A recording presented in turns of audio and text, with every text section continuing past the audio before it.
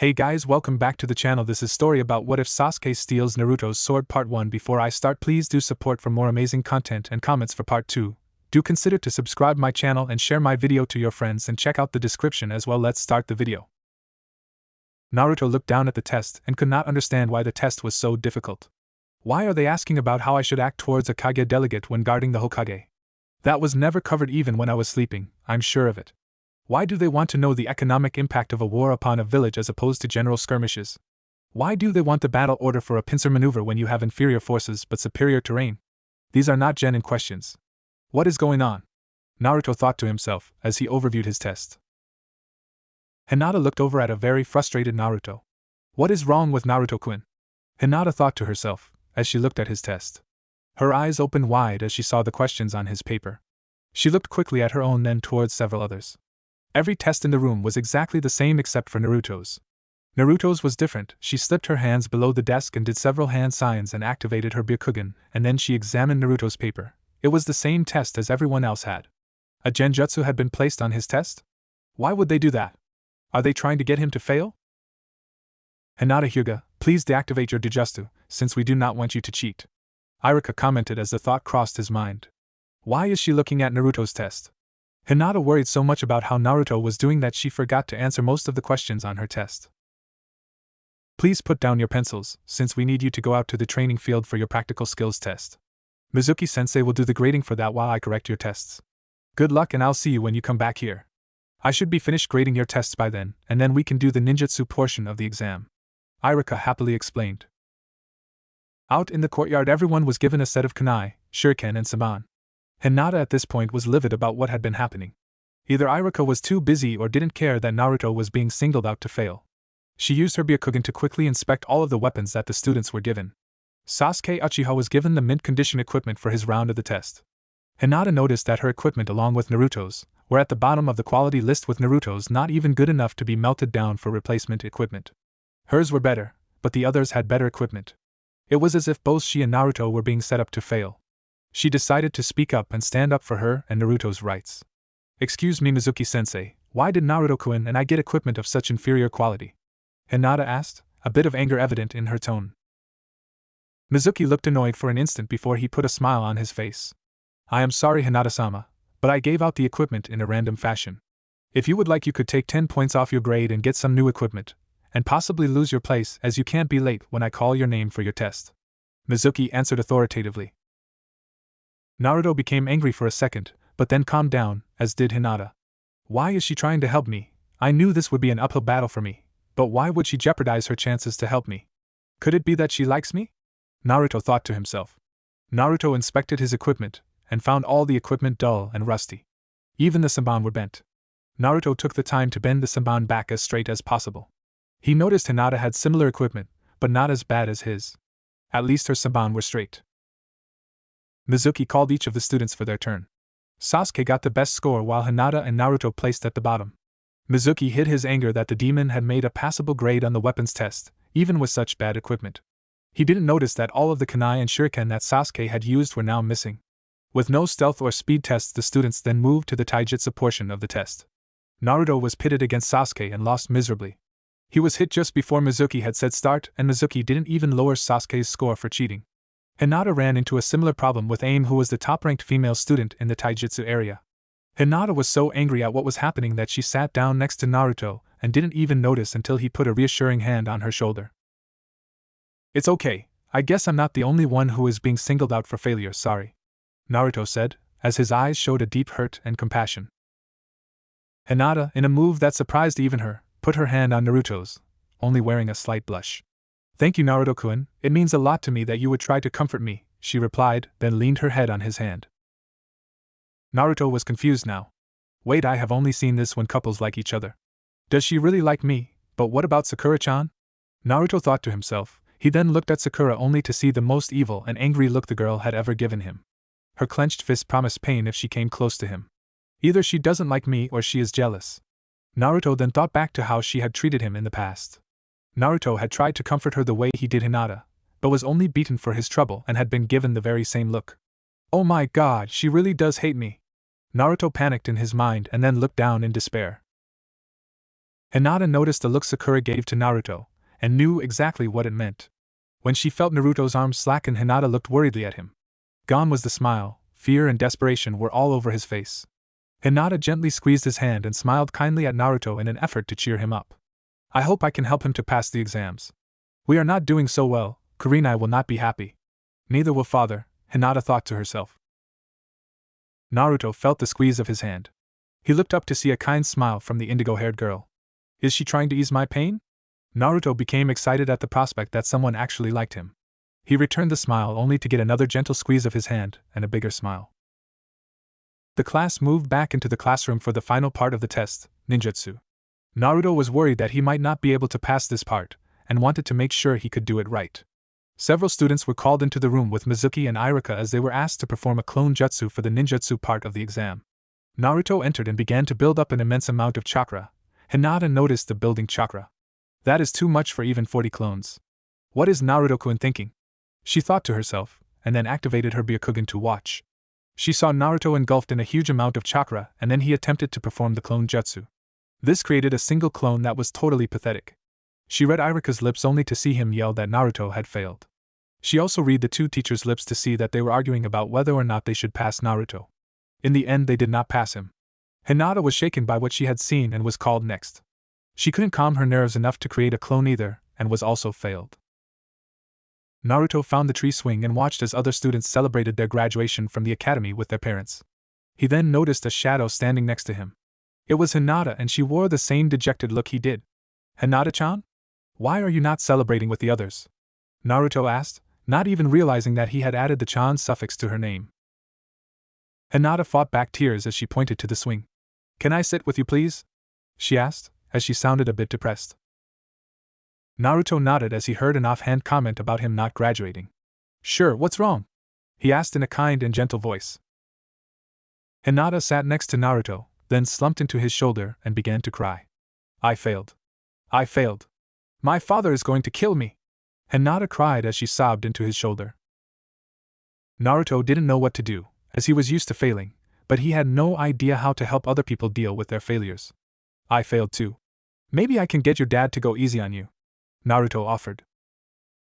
Hinata's sobs lessened. I don't think you could help with him, thank you though Naruto-kun. Hinata replied and then hugged Naruto as a thank you. Both children broke the embrace as they felt someone standing over them. Mizuki had only planned to have Naruto to fail, but if he could take the scroll and bring a Hyuga along for experimentation, then all the better for him. You got a minute, kids? Mizuki asked with a kind smile. Naruto and Hinata looked up at Mizuki and nodded. The Hokage, Iruka and Hayashi all saw the scene, all scowled. Naruto, Hinata and Mizuki were gone a moment later. Iruka means well guys. He just wants you to be prepared and not be hurt when you become genin. I probably shouldn't mention this, but there is another way to become a genin, Mizuki stated with a smile as both children listened intently. Hinata could not believe how much stealth and speed Naruto had as they moved through the Hokage Tower. They quickly found the vault and searched for the scroll that Mizuki-sensei had told them to bring.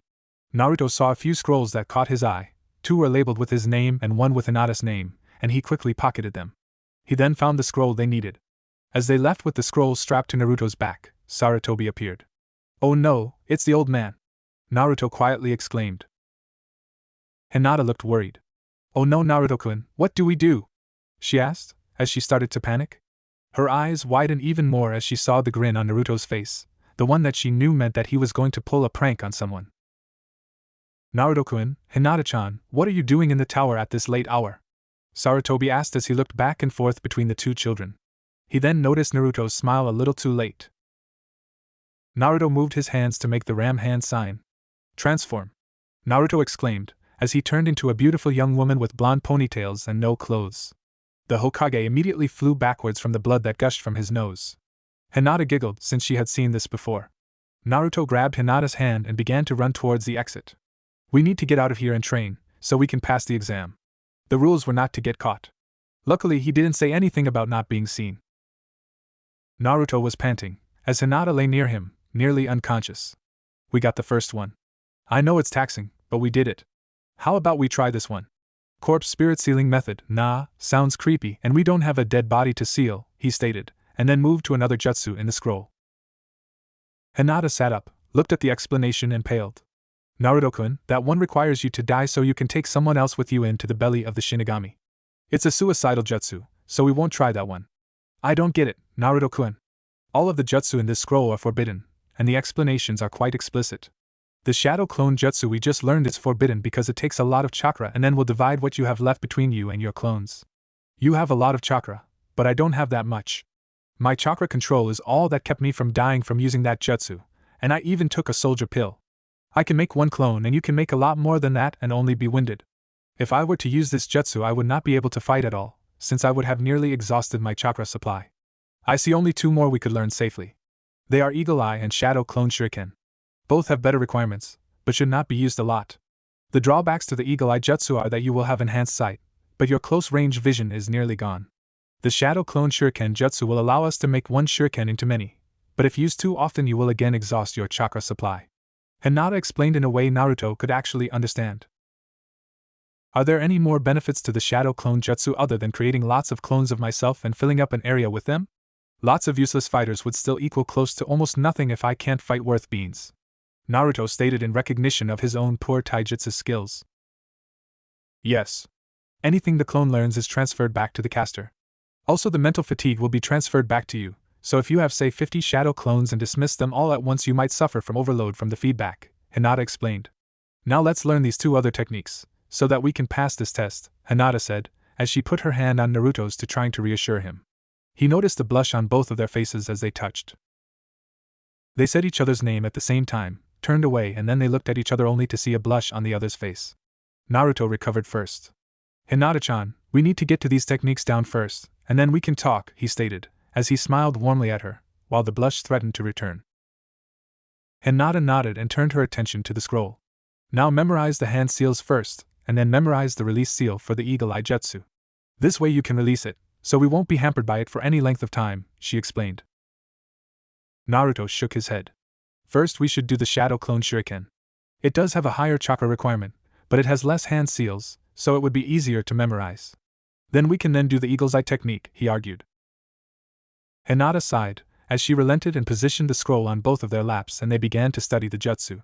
5 minutes later several of the trees were embedded with hundreds of shuriken and kunai. Naruto was so happy he kissed Hinata on the cheek. She turned cherry red and looked at Naruto in a daze. Naruto-kun kissed me, he likes me like I like him, Hinata whispered happily in her dazed state. Naruto wore a confused look on his face. Hinata-chan likes me? If Hinata-chan likes me, what about Sakura-chan? She could be cuter than Sakura-chan, and her treatment towards me so far is much better than the beatings I keep getting when I am nice to Sakura. Man, I am so confused. What should I do? I like Hinata-chan, but Naruto was brought out of his thoughts when Hinata's hand touched his face with a worried look. You do like me, don't you, Naruto-kun? Hinata asked, her eye almost begged him to say yes. Naruto's face turned from confused and concerned to a warm smile she had only seen on a few occasions. Yes, Hinata-chan, I do like you, he replied, more sure of himself than he'd ever been in his life. Hinata smiled and as she felt a comforting warmth growing in her. He likes me. I must prove that we can be a good team. She thought to herself. Naruto-kun, we need to get this last jutsu down before Mizuki-sensei arrives. Hinata exclaimed. Naruto nodded, as they both learned both the engagement and release hand signs. A few minutes later both were smiling and embraced in a hug, as they awaited both Iruka and Mizuki to arrive. They had seen Iruka and Mizuki with the Eagle Eye jutsu. Iruka was a few minutes closer, but they were worried as Mizuki appeared to be decked out for war, not for a test. Iruka jumped down ready to tell the children that they had been caught when both smiled at him and said, Hi, Iruka-sensei. Are you going to administer the test when Mizuki-sensei also arrives? The question asked in unison by the children confused Iruka for a minute. Test? What test? Iruka questioned in his confusion. The special genin test, where we steal this scroll and learn 2 jutsu from it to pass. Mizuki-sensei told us about it, Naruto explained. Iruka looked at Naruto as if he had eaten a psychedelic mushroom. There is no test like that, Iruka exclaimed. Then Mizuki-sensei is coming to kill us and take the scroll then, Hinata explained with a dejected look on her face. Iruka pushed the children out of the way just as a dozen kunai embedded themselves into either Iruka or the shack that he was now pinned to. Well, you got part of that right, little girl. I did plan on killing the brat and taking you and the scroll as prizes, but it looks like I need to take out the trash first, Mizuki exclaimed. Mizuki, Why would you have them steal? You were planning to take the scroll for yourself and kill them, weren't you? Irika said in an accusatory tone. The pieces were beginning to add up. No, the demon brat, and thanks to your arrival, you're being added to the trash list. I was planning to take little Hinata here with me to Orochimaru, so that he could experiment on her, Mizuki explained, as he began to laugh. He then continued, both of you are idiots, and now I am going to finish you off. But first, Naruto, don't you want to know why everyone in the village hates you? Irika shook his head, but he was pinned to the side of the shack that was nearby and could only exclaim, No, Mizuki, it's forbidden. Hinata looked at Naruto, while his expression changed several times, first from anger to worry, then to fear and finally to curiosity, as he finally nodded. Mizuki laughed and explained, the fourth Hokage didn't kill the Nine Tails all those years ago, it's sealed within you. You are the demon fox, Naruto. Hinata watched Naruto's face change again from fear to frustration to anguish. Naruto clutched the scroll as he was suddenly hit by two bodies. He felt something warm drip on his face. As he opened his eyes, he saw Irika looking down on him with tears in his eyes and blood seeping from his mouth. He also saw Hinata clutched on to him tightly. He looked back between the two of them as Irika spoke. I am sorry, Naruto, that I wasn't there for you. I knew you were all alone, but I didn't reach out to you until now. We are a lot alike, you and I. We were both alone for a lot of our lives. I know what it is like to be alone. Maybe Hinata here will help you not to be so alone. Now take the scroll and don't let Mizuki get it. Naruto looked down at Hinata, as she nodded and helped him turn over to begin to run away. Hinata was in quick pursuit. Irika pulled the Fuma shuriken from his back and threw it haphazardly at Mizuki only to miss miserably. Mizuki laughed as he jumped past Irika and said, I'll deal with you later. Naruto was leaping from tree to tree as Irika pulled up beside him. Mizuki was lying to you, don't believe anything he says. Hand me the scroll, Irika exclaimed, as Naruto changed his direction and kneed Irika in the stomach. Both landed hard and rolled to a stop. How did you know that I wasn't Irika? Irika asked, as he transformed back into Mizuki. Naruto lay against the tree and took a deep breath, and he changed into Irika. He then explained, because I'm Irika. Why are you defending him? He's a monster! He will take all of his anger and hatred and pour it into the scroll and destroy the village, Mizuki exclaimed. Naruto heard this from behind a near tree and began to cry only to feel a hand on his shoulder. It was Hinata who reached down and hugged him gently. You will never be a monster to me, she whispered gently. You will always be Naruto-kun. You're right, that is what a monster would do, Irika explained, as both Naruto and Hinata froze. He then continued, but that isn't what Naruto would do. He is Naruto Uzumaki from the village hidden in the leaves, and he is not the Kyuubi, he is its jailer, Irika exclaimed. Naruto looked up at Hinata, who smiled and nodded to him. He does care, Naruto whispered, as Hinata again smiled and nodded. You know I was going to kill you last, but now you are just in the way, Mizuki explained emphatically, as he pulled the second shuriken off of his back and began to spin it. Irika smiled, as he felt his impending death. Suddenly a shuriken flew past him as well as an orange object. The shuriken turned into 10 as several tore into Mizuki, and the orange object then slammed into Mizuki, thus it caused him to lose control of the large shuriken, which flew off behind him. Naruto stood over the bloody and injured Mizuki holding the scroll beside him. If you lay a finger on our sensei again, we'll kill you! Naruto exclaimed threateningly. You and that loser of a Hyuga tramp? Right, bring it on, I can beat you in one move, give me your best shot, Mizuki replied boastfully, as he stood up. Naruto crossed his hands with middle and index fingers extended in a half ram and half ox seal while he shouted, Shadow Clone Technique. Suddenly the clearing was filled with hundreds of Naruto clones. So are you going to fight me or are you going to just stand there? The Naruto clones asked, as Mizuki stood there, terrified by the sheer number of clones Naruto had created. Okay, here we come! Naruto exclaimed, as he proceeded to beat Mizuki into a living pulp. Hinata stepped out next to Irika panting. Naruto-kun, looks like we both got one of the shadow techniques to work, she happily explained. Irika looked at Naruto then to Hinata. Did you use Shadow Clone Shuriken, Hinata-chan? Irika asked, as Hinata nodded. Irika shakily stood as Naruto dragged Mizuki and the scroll towards the two. I am very proud of both of you. I hereby pass you both, so you are now both genin of the leaf. Naruto, Hinata and Irika were in the Hokage's office all with smiles. The Hokage on the other hand was not smiling. Did I hear you correctly, Irika? You passed them for bringing back a scroll that they both stole from this very tower? Sarutobi asked angrily. Irika swallowed hard, but remained firm and replied, Yes, Hokage-sama, I passed them on the grounds that they learned a Jonin level, a Genin level, and a Chunin level technique from the Scroll of Sealing. They used all three to defeat a traitorous Chunin. So you defend them in stealing their act of stealing the sacred sealing scroll? Sarutobi asked wearily. No, of course not, Hokage-sama, but they were tricked by a trusted figure of authority, Iruka replied in an attempt to counter the Hokage's argument. They should have thought it through and then asked you if there was such a test. As shinobi, they should be able to discern fact from fiction. They cannot at this time do that, Sarutobi said in an angrily retort. So you are saying they should have known better? Iruka asked furiously. Yes, Sarutobi's one-word reply took all the wind out of Iruka's sails. Hinata was angry, really angry, and her dam finally burst. She then activated her Byakugan without thinking. Hokage-sama, I can understand if you deny me the chance to be a shinobi, but Naruto-kun was not given the appropriate tests, and neither was I for that matter. His test had a genjutsu placed upon it. Our weapons were rusty, blunted and bent. If you do this, you show that you are showing favoritism rules here in Konoha and would prefer to have those that are showed favor as the preferred ninja in this village. Naruto-kun was failed by a test that was slated for him to fail, and for certain others to breeze by. Hinata said accusatorily. You are saying that I would sanction that one genin candidate would be favored over another? What evidence do you have? Sarutobi asked. Hinata and Naruto removed the weapons they were given for the exams out of their pockets. Iruka was stunned at the appalling condition of the weapons. Were these the weapons you were given for the exam? Iruka questioned, as the children just nodded. I'm sorry, but this is irrelevant. I'm sorry that you didn't pass, but you must understand that I can't show favoritism to either of you, Sarutobi replied with a sigh. Then you will have to strip Sasuke of his Rookie of the Year status, Naruto stated without emotion. And why should I? Sarutobi asked with a raised eyebrow. You said you would not show favoritism. He was allowed to use superior weapons in the weapons test along with a dummy that had magnets in it. He was also allowed to attack me before the signal was given during the taijutsu evaluation. I know he is better than I am at taijutsu, but if he is allowed to cheat like that, then you would be within your rights to allow our passage. His test was also already filled out, Naruto angrily replied.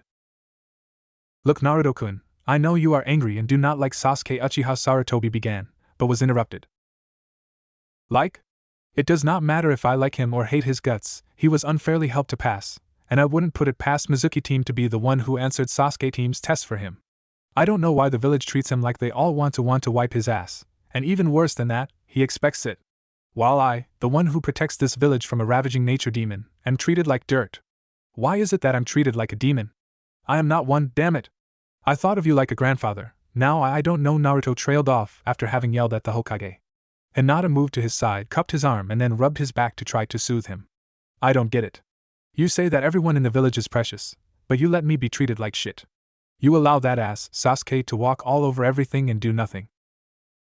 Silence. I have given you a lot of leeway, Naruto. The stunt with the monument the other day, all you got for it was a warning. Now I will allow you both to attend the academy for another year to try to take the exam again next year, otherwise you are now both civilians, Sarutobi said, as he pressed his fingers onto the bridge of his nose. I was going to stop pranks when I passed the exams. I don't know, let me think about it, old man. I have a lot to think about, Naruto angrily replied, as his eyes showed his anger towards the man. I agree, Hokage-sama, Hinata said, as her voice seethed with venom when she said the word sama. This hurt the old Hokage, but he knew the rules set down by the second Hokage. In times of war you can pass all genin you need, in times of peace you must only pass those that can pass the tests put forth by the academy. Very well, I will await your decisions. Iruka, I will talk to you tomorrow about team assignments. Also let Karina in as you leave, since she needs to hear about this from me and the children. Yes, Hokage-sama. I'm sorry, kids. I tried, Iruka said weakly, apologized, as he left and a woman entered the room. Kurenai-sensei, Hinata whispered and lowered her head. This time Naruto rubbed her back to comfort Hinata. Ah, Kurenai-chan, come in, Sarutobi said to the woman, now appearing to be in a happier mood. We have a couple things to discuss regarding your charge, Hinata Hyuga, Sarutobi explained, as Kurenai nodded. Well, both of these students failed the genin exams. They also both know about Naruto's condition. Sarutobi's statement immediately put Kurenai on guard, as she eyed Naruto. Hinata grabbed Naruto's hand for support and squeezed. He then continued, you see, they broke into the tower, sneaked past Severly and Bu, took the scroll of sealing and sneaked past me. They then proceeded to take the scroll to a secluded place in the woods and learn from it. Naruto and Hinata were surprised that Kurenai's eyes opened even wider than they even thought possible. She turned to them with an angry glare. Is this true, Hinata-chan, Naruto? Kurenai asked in an angry voice, as both nodded. Continue, Hokage-sama. Sarutobi nodded and continued. You see, they learned 3 techniques: Shadow Clone Shuriken, and Eagle Eye from the scroll. Kurenai gasped. Yes, I know all are forbidden for a reason. They were supposed to turn the scroll over to Mizuki and show him what they learned. Kurenai eyed them questioningly. They apparently didn't have any common sense. The scroll was guarded for a reason and Chunin are usually not allowed to view it. So why would a Chunin want you to get the scroll and demonstrate that you can use forbidden jutsu? Sarutobi asked. How should we know? We didn't even know it existed before Mizuki team told us to get it and where to get it. We thought that it being guarded was part of the test. I swear this day couldn't get any more screwed up. Naruto yelled in frustration, as Hinata squeezed his hand. Kurenai scowled at Naruto, but showed some sympathy in her eyes, as Sarutobi continued, I am giving them a chance to go back to the academy for another year and try to become genin next year. I know that you wanted Hinata on your team. Are you going to pull yourself out and wait for her or go ahead and take the team we assemble? Sarutobi asked. One question first, if I may? Kurenai asked, as Sarutobi nodded. Naruto, Hinata-chan, can you both do all 3 of the jutsu the Hokage stated? Both nodded in response. Describe each jutsu and how well you can use them, Hinata-chan first. Hinata squeezed Naruto's hand even tighter and swallowed hard. Well, Kurenai-sensei, I can make 1 shadow clone, the infiltration and information gathering solid clone jutsu. I can make 10 shadow shuriken at a time. Eagle Eye is a jutsu similar, but different from my Byakugan in that I can see distance. The drawback is that you lose close-up vision unlike the Byakugan. Hinata explained, as Kurenai nodded. Okay Naruto, your turn. Kurenai prodded. Naruto squeezed Hinata's hand and swallowed deeply. He then began to explain, well Kurenai-sensei, I can make hundreds if not 1,000 shadow clones. The drawback to this jutsu is that my chakra is spread evenly between all of the clones. Using as much chakra as I do for my transformation jutsu, I can make 50 shadow shuriken and I could do it all day. As Hinata-chan here explained, the Eagle Eye jutsu can allow me to see about 15 miles away, but I have real problems with seeing what is around me up to 200 feet away using that technique. Kurenai put her hands on her hips, turned to the Hokage and asked, and you failed these too, why? They failed the exam given by the academy, Sarutobi replied contritely. Yeah, after we had been sabotaged, Naruto angrily replied, while he again fished out the ruined weapons and threw them on the Hokage's desk. I was pulled out of class so often it is a wonder that I learned anything. With the use of my transformation jutsu I could go to the library and actually learn. The teachers gave everyone but me a book when I know damn well there were enough for me to take one home. The questions I got with genjutsu were of at least Chunin level. Heck, you might not even have been able to answer some of them, old man. Naruto stressed the old man part. Given that you should have been able to overcome it, Sarutobi replied in an argumentative tone. I am terrible with chakra control and genjutsu. So how could I break a strong genjutsu without disrupting the class and getting kicked out of the test? Subtly is not always my strong suit. Sure, I can sneak around, but being subtle? Naruto questioned. He does have a point, Hokage-sama. If they want to wait another year I will take them on as their Jounin sensei, Kurenai said. Naruto and Hinata took heart from this revelation. Very well Kurenai, you may go. Naruto and Hinata, will you take my offer of another year at the academy? Sarutobi asked, as both looked at each other and nodded to the Hokage. Very well, I will make room for the 2 of you to attend again. Please go home and do not speak of the Kyuubi to anyone other than each other. Do I make myself clear? He asked. Both children nodded as they left. Naruto walked Hinata home, as it was very late, and offered to meet her the next day for lunch at Ichiraku ramen shop. Hinata agreed quickly and entered the Hyuga complex only to find her father and several elders waiting for her. Naruto walked home feeling depressed, but also happy in the fact that he could still become a shinobi and that there was actually a girl out there that liked him and accepted him for holding the Kyuubi. Naruto had made it to the block he lived on when he was surrounded by several Chunin. He was suddenly hit in the gut and across the face. Demon brat, you caused a lot of problems tonight. Now we need to teach you a lesson, a Chunin explained, as Naruto attempted to pick himself up off the ground only to be kicked in the gut. Oh, no, you don't get away that easily, one of the brutes exclaimed.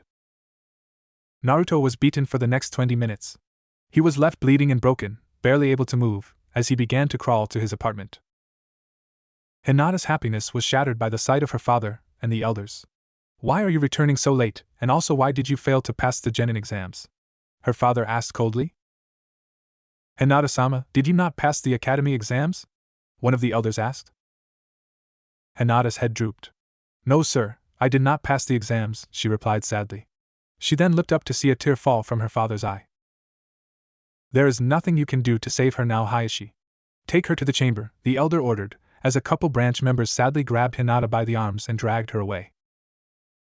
I am sorry I could not save you, Hinata-chan, Hayashi thought, as he turned to go to his office, tears running down his face.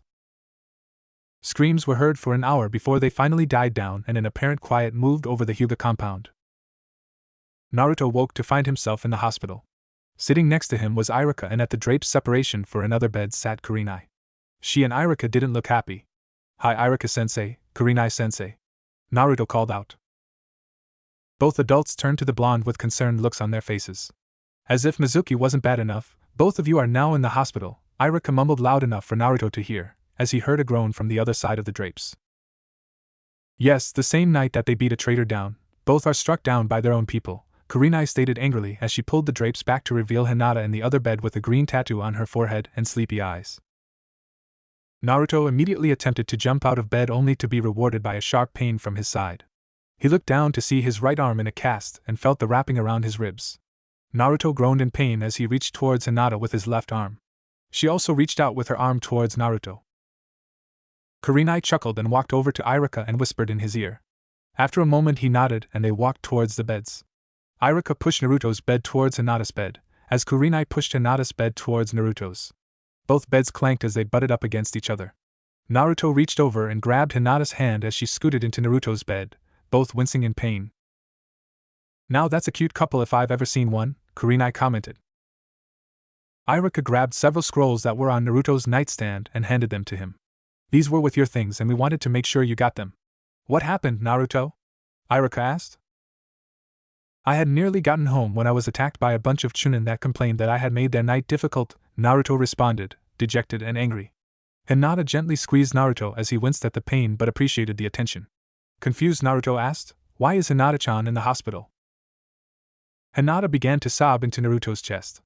The Hyuga practice a sealing technique they use on the branch members of their family. It is so that their eyes and all that can be learned from them are destroyed when they die. Hinata was branded with this caged bird seal, and is now considered part of the branch family of the Hyuga. It is usually done when they are younger so the pain is not as intense. Hinata will not be able to speak for a day or so. Just comfort her as best as you can, as it seems that she likes you, Naruto, so please do what you can for her, Kurenai explained. Naruto nodded as he hugged her gently, and her sobs lessened somewhat. How can a family put seals on their kids? Now we both have them. I have a demon, and she has that green seal on her head. Naruto shouted, angrily attacking the unfairness of the whole situation. So Naruto, what's in the scrolls? They do have yours and Hinata's names on them, I'm just wondering, Irika questioned. Naruto shook his head as he began to open the first scroll, but found that it was sealed. I don't know what it is, and the darn thing won't open, Naruto complained. Irika put out his hand. Let me take a look at that, Irika said, then looked at it and saw a pin on the end and an area for a thumb to go on the scroll. Naruto, this is a seal. You will need to prick your thumb and then touch the area in the middle with your thumb. You then need to push a little chakra through your thumb, and it should open then. I wonder who would put a seal on a scroll for Naruto. It must have been the Hokage. Naruto followed the directions given to him by Irika, and when he pushed some chakra into the seal, it opened and the scroll unraveled. Naruto and Hinata began to read the scroll. Dear sweet Naruto-chan, it must now be your 10th birthday and Sarutobi is giving you this as the first part of your inheritance. Naruto-chan, please believe me when I say that I'm sorry I am not there to share your birthday with you. Let me explain a few things to you before I continue. I am your mother Kushina Uzumaki of the Uzumaki clan from the Whirlpool village. You should be proud that you are someone so very important. I am sorry I was only able to share your first few months or so with you. You are the most precious thing in my life. I hope Sarutobi and Hana have helped to take good care of you as Sarutobi did promise this for me, since I'm not going to make it much longer. Hana is your aunt and should be up to the job, since she has done it with me for the last couple of months. You should be living in the house with your aunt who is also a member of the clan. I hope they have treated you well, and tell Hana that she is an old bat for me. There is also the matter of your inheritance. You are the keeper of the Uzumaki clan holdings and it should be enough to let you skip being a shinobi if you choose until you are about 30, though I would advise against it. I have also sealed my sword into this scroll for you. Please find someone to train you in the basics of how to use a sword, as you will receive the clan techniques in the scroll when you are 15 and limited training from Hana just before you graduate, if you go to the academy that is. I'm so sorry that you have the burden that you carry. If Sarutobi has not told you yet, he now has permission to inform you about it. I hope you understand that you were loved. I wish so much that I could be there. Happy birthday, darling. I will always be there with you in spirit, always. Your loving mother. Kushina Uzumaki. Naruto wept uncontrollably, as he was now 12, almost 13, and the third Hokage had not given his this scroll. Hinata shifted closer and wept with him. Iruka took the scroll gently and read it. He handed to Kurenai as his anger rose. Kurenai read the scroll and then set it on the stand after rolling it up, as her eyes also showed her inner rage. Kurenai and Iruka stayed with the children for the rest of the day and into the night. Naruto and Hinata were discharged 2 days later. No one from the Hyuga clan had come to escort Hinata back to her home. Naruto had finally looked at the other scrolls he has acquired when they had gotten the scroll of sealing. Naruto handed the one that was labeled for Hinata to her. She opened it and read the contents, then immediately fainted. Naruto, being worried, read it too, and joined her on the ground. Iruka, who had just arrived to walk Naruto home, picked up the scroll and began to laugh as Kurenai arrived. She looked at the children and then at Iruka, who handed her the scroll. She joined in the laughter. Dear Hinata-chan, as a 10th birthday present to you, your father and I are giving you a wonderful gift. We are also giving you safety from the caged bird's seal. You are hereby betrothed to a one Naruto Uzumaki. You may want to get to know the boy, or you can just accept the betrothal. You may also reject this betrothal when you turn 15 and seek another suitor, but I must warn you that the council will have say over any other suitor you may end up with. Please be happy with Naruto-kun, as he will have had a hard life, and remember that we both love you. Eri Hyuga. Iruka had placed the 2 children against the entryway of the hospital and waited for them to wake up, only he placed Hinata in Naruto's arms in an affectionate way. Iruka-san, why do you tease them so? Kurenai asked in mild laughter. He has had it so bad, I just thought he should have something good to wake up to. It isn't every day you find out the girl who likes you turns is the girl to which you're betrothed. I do wonder why they did it. Naruto is an orphan without family, and I know he is part of a nearly dead clan now, but that still puts him at a lower station than Hinata. I would have figured that they would have put her in a marriage with a higher noble, or a more notable clan. I know there is animosity between the Hyuga and the Uchiha, so they would be out of the question, but there are other clans out there, or even a noble within the Hyuga clan. Iruka pondered the question he posed. Kurenai laughed happily. Haven't you heard the saying, don't look a gift horse in the mouth, Iruka-san? She asked, looking fondly over at Naruto and Hinata. Naruto woke up, then realized there was a mop of hair in his face and felt a weight on his chest. He smiled but wondered how Hinata had ended up on his chest. The only thing he could remember was seeing Hinata faint, then reading the note, and then fainting himself. There were things that bothered him. If what was put in the scroll is accurate, then they should have never put the caged bird seal upon her, as she was already betrothed. Now she would be considered damaged, but not to me, since we are now more alike than we were before. I am sorry, Hinata-chan. You failed because the damn fox that is sealed inside of me, Naruto thought to himself sadly. Naruto, what are you going to do with this information? Iruka asked Naruto, as Kurenai also wondered. I don't know. The old man kept this from us, and I almost believe that he may never have wanted me to see these scrolls at all. Naruto said glumly as he fished the first scroll from his mother out of his pocket, then continued, I think I am going to read the other scroll, as it is supposed to be for my 15th birthday, but until then I should be able to keep the information secret. Naruto fished the second scroll out, and began to read. His expression changed several times, from tears to out anger. Why the hell didn't he tell me this? Damn it! Naruto cursed. Iruka and Kurenai wore confused looks as Hinata was woken by Naruto's angry outburst. Tell you what? Iruka and Kurenai asked in unison. We can't discuss this here. We'll go to Hinata's house and get her set, and then go to my house. She can come along to my place if she likes, so that she can also hear about it, Naruto explained as he continued to wear an angry look. Naruto knew this information would come to no good if it became common knowledge. Hinata stood and helped Naruto up. The group moved through town to the Hyuga estate, only to find a small collection of scrolls waiting outside the estate, with Hayashi sitting on the porch, his eyes red and swollen. Hinata looked at her father with both anger and concern. What is it, father? Hinata asked angrily. Hayashi winced as father was drawn out by Hinata. Hayashi turned his saddened face towards Hinata and Naruto, but could not look them directly in the eyes. You both must think ill of me. I am sorry for both of you. I am sorry I couldn't stop the council from branding you, and worse yet, they have also banished you from the estate. They wanted to leave a branch member to explain to you what was going on, but I sent them away so that I could do that myself. Hinata-chan, you are now disowned by the clan, but not by me. I also have information for you, Hayashi said sadly. He then looked at Naruto, and continued. You're betrothed to this very boy here, and you may stay with him if you like. I will make sure you have money, but I can't help you otherwise, as the council will remove me from my position as head and brand both myself and your sister. Here are the scrolls with your belongings in them. I also included a detailed scroll on the workings of the caged bird seal. Naruto, if you could learn about seal and either alter or remove the seal, I would be most gracious. Hayashi stated as he handed Hinata a handful of scrolls. Naruto stepped forward and took the scrolls as Hinata was frozen with shock. What happened to Hana? Naruto asked out of the blue. Hayashi took a deep breath and then sighed. She died defending you when you were just 2. She died in the fire at the Uzumaki mansion, he answered with a heavy feeling in his heart. Naruto looked down as tears fell to the ground. They would kill the woman that was there to protect me and burn my house down just to try to kill the fox? Naruto growled as he clenched his right hand only to have blood begin to fall from it. How do you know of that? Hayashi asked. Naruto-kun and I both learned that he is the container of the Kyuubi the other night, when we defeated Mizuki-sensei, Hinata responded as moved to rub Naruto's back. Why do they hate me and those who care about me so? I'm not the damn fox, Naruto stated in a low growling voice. I know that, Naruto, and that is why Eri and I betrothed you to Hinata-chan. It was sort of a reward, in a sense, and a way to muzzle those who thought of you as a monster. We set it up so that she could marry you and thus calm those in the clan to not hate you, Naruto. I know the council went back on its word and branded her, but that is why I am giving you the information so that you may be able to alter or fix the seal. I would just avoid main house members, Hinata-chan, Hayashi explained. Naruto handed a scroll to Hayashi.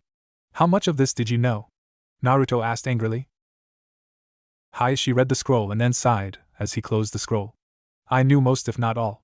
You're not supposed to receive this until your 15th birthday. How did you come by it? He asked.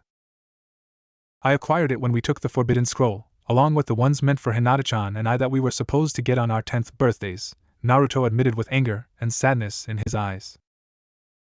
Well, son, you are incredible that you have done so well given your circumstances. You may marry my daughter with my blessing, just be kind to her, as she has a gentle heart. Just know that I will support you in anything you do other than destroying the village, that is. Hayashi stated with a smirk, and then added, I must return to my paperwork. I wish you luck, my daughter and future son-in-law. Hayashi hugged both of them, he then turned and entered the estate. Naruto, what is on that scroll? Kurenai inquired. We'll discuss it when we reach my apartment, Naruto stated as he pocketed the scrolls. A while later the group came upon Naruto's apartment. Guess you're going to be living with me, Hinata-chan. Sorry about the mess, but it's all I have, Naruto said as he opened the door and entered as the others quickly followed. The apartment was a one-bedroom apartment with a small kitchen, a bed in the bedroom, a folding table, and a couple of chairs. Kurenai looked around and saw that the place was quite tidy for a bachelor's home, but she noticed a lack of much to clutter the place with other than the empty food containers on the table. Naruto, why do you have so many empty ramen containers on your table? Kurenai asked. And why do you have so much expired and spoiled food in your fridge? Iruka asked as he perused the fridge. Well, I didn't have time to clean and that is all the markets will sell me, Naruto responded as he began to clean the containers off the table. A cockroach ran out from under one of the containers. Naruto looked at it with a bit of annoyance, and grumbled, dang bugs, I wish I could get rid of them, but I just can't seem to bring myself to kill them. I know of someone who might be able to help you get rid of them. Kurenai responded, and then asked, the markets refuse to sell you good food? Is it because of your tenant? That's my guess. Yet again another way the fox is ruining my life without having to do anything, Naruto stated as he finished washing the table. He then apologized. Sorry, I don't have enough chairs, but I don't get many guests, and the old man didn't get me any other furniture. Iruka sighed at the revelation that Naruto's life was harder than he had thought before. He looked into the bedroom and saw the sheets were threadbare, and a stack of scrolls against the wall. He also saw a large pile of used weapons. Naruto, what is with the collection of weapons? He asked. Naruto smiled at the question. You know, shinobi really are wasteful, so I go around to all the training grounds and collect all the leftover weapons that are in good condition that they just seem to leave everywhere, he explained. Kurenai and Iruka were impressed with Naruto's ingenuity. Kurenai-sensei? Hinata asked quietly as Kurenai nodded to her. Is it bad that I have to live with Naruto-kun before we are married? And what can we do to eliminate the infestation?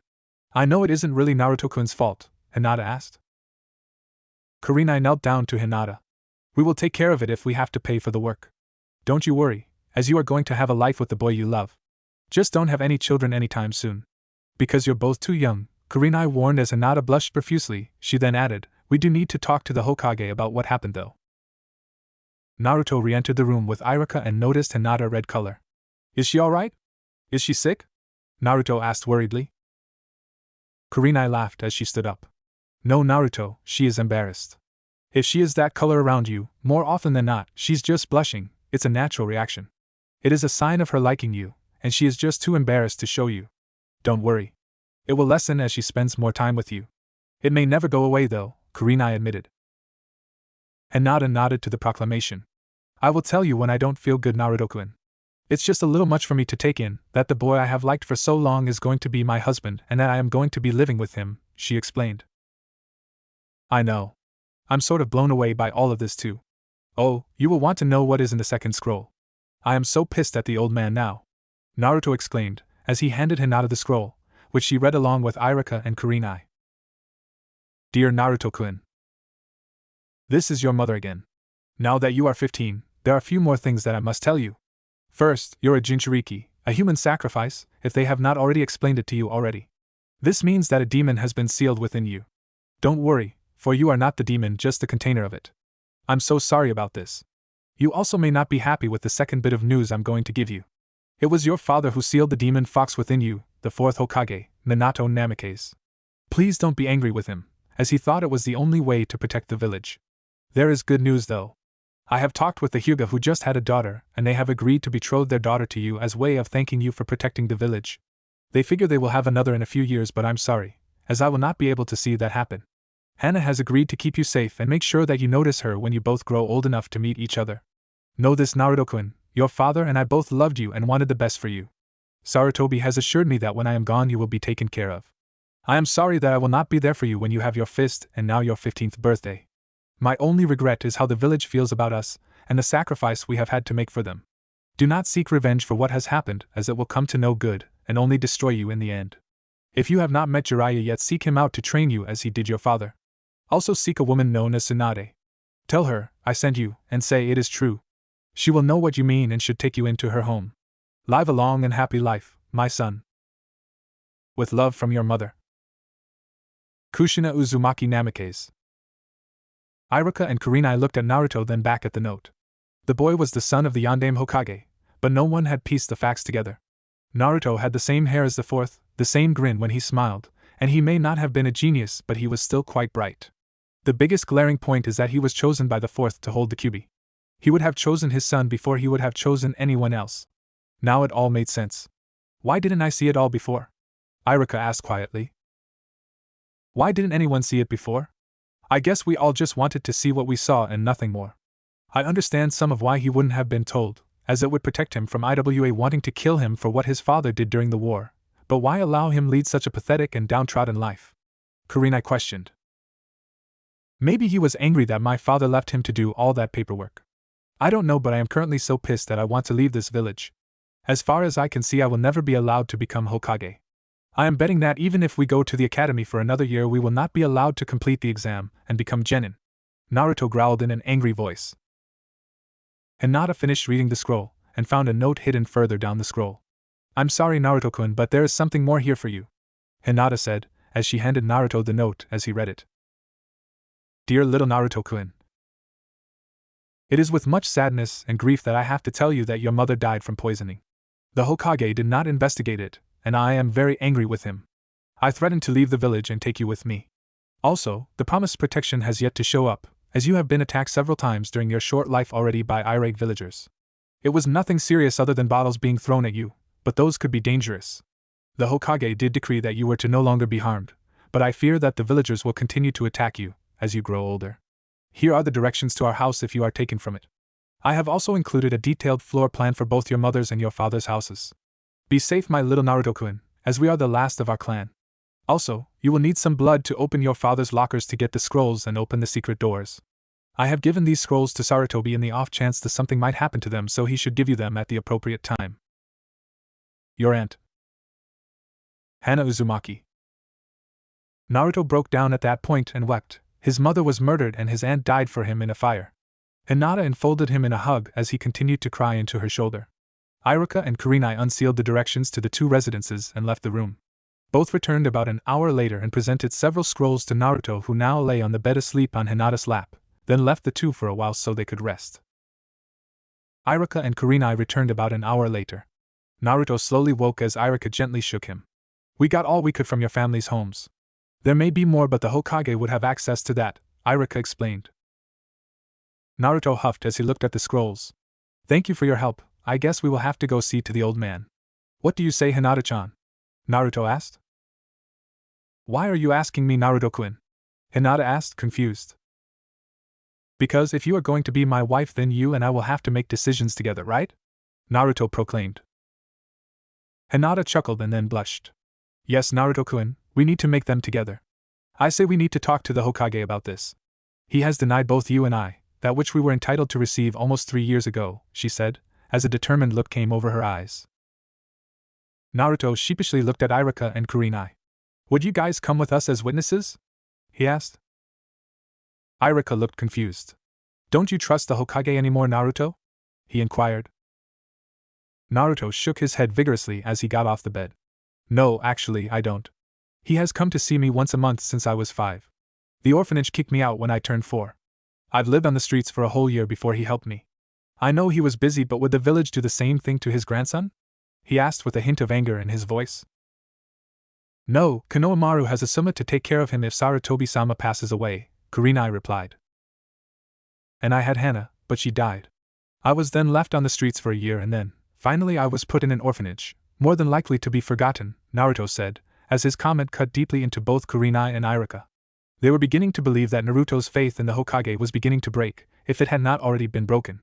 Naruto then continued, "Then he glosses over things that we pointed out about a rigged academy exam. The precious Uchiha gets to coast by with cheating and having the instructors help him, while Hinata-chan and I are left to be taken away by the wind. Now we find out that he doesn't even give us scrolls that we were supposed to get years ago. What am I supposed to think?" "Well, he may have forgotten about the scrolls," Iruka replied in an attempt to defend the Hokage. Naruto put his hands on his hips. "I have an orange jumpsuit that screams 'Here I am, kill me' as the gift he got me for my birthday. The goggles are a gift I found on doorstep on my birthday a couple years ago," he said as he adjusted the goggles. He smiled and said, "I have to admit though, the goggles look good on me. I've got to find out who gave them to me." Hinata blushed and raised her hand while she got off the bed. "I got you those, Naruto-kun. I was afraid to approach you, so I left them by your door," Hinata shyly admitted. Naruto looked at her and walked over and kissed her on the cheek. Hinata fainted back onto the bed. Naruto looked confused as he began to worry. "Did I break her?" he asked, actually afraid that he might have hurt her. Iruka and Kurenai both laughed at Naruto. "No, Naruto, you didn't break her. She's just not used to close contact, and she was overloaded by what you did to her," Kurenai answered. "What did I do to her?" Naruto asked, as he still didn't understand. Iruka smiled and rubbed his finger under his nose, and answered, "Naruto, she likes you a lot. She isn't used to close intimate contact, and you just kissed her. It's more like you made her dreams come true, and she can barely handle it." "Oh no, Hayashi told us not to have children anytime soon. Now I've done it. I'm too young to be a father," Naruto exclaimed in a panic. Iruka grabbed Naruto by the shoulders and looked him in the eyes. "That's not how babies are made, Naruto. We will have that talk in a few days, so that when you and Hinata actually marry you will be prepared. Mizuki taught that class. You weren't in it, were you?" Iruka asked as Naruto nodded his head and Kurenai rolled her eyes. "Did anyone other than you do anything right for the boy, Iruka-san?" Kurenai asked. "I'm not sure. Most of the other teachers kept Naruto on a short leash. The progress report said he was behind but doing fine," Iruka replied. "They would kick me out of class for asking questions, ignore me if I raised my hand to either answer a question or ask one, so I had lots of fun in class," Naruto stated sarcastically, then added, "Let's go see the old man now before I decide to pull a jutsu and give him a heart attack." The three of them waited for Hinata to wake up, and then the four of them walked towards the Hokage tower as Naruto glared back at those who gave him dirty looks. This caused several civilians cringe in fear, but others began to chuckle along with Iruka and Kurenai as they made it to the tower. The group was let in after only a 5-minute wait. They passed Sarutobi's old teammates as they entered the office. "Ah, Naruto, to what do I owe the honor of this visit?" Sarutobi asked with a smile. Naruto pulled the note from Hana out and put it on the Hokage's desk. "So when were you going to tell me?" Sarutobi sighed. "Well, you see, Naruto. Naruto slammed his hand on the desk. Don't lie to me, old man. I know my mother lived for around 6 months after I was born. You rescued me after I lived for a year on the streets. So why didn't you investigate the fire and how my aunt died? Or even my mother's death for that matter? He demanded angrily. Naruto, to be Hokage, you must understand about politics. I was forced to close those investigations, Sarutobi explained. Naruto wore a hurt look. You didn't even come to see me after those Chunin beat me up after the scroll incident. That hurt, old man, it really hurt, and now I find out that you kept my things from me. What happened on my 10th birthday? He asked. Nothing much, let's see, other than the festival. Oh, and then taking you out for ramen. Nothing really, Sarutobi answered. So you forgot about this? Naruto asked, as he pulled out the scroll he was supposed to receive on his 10th birthday, but hadn't. You were not supposed to get that, Sarutobi explained. Why?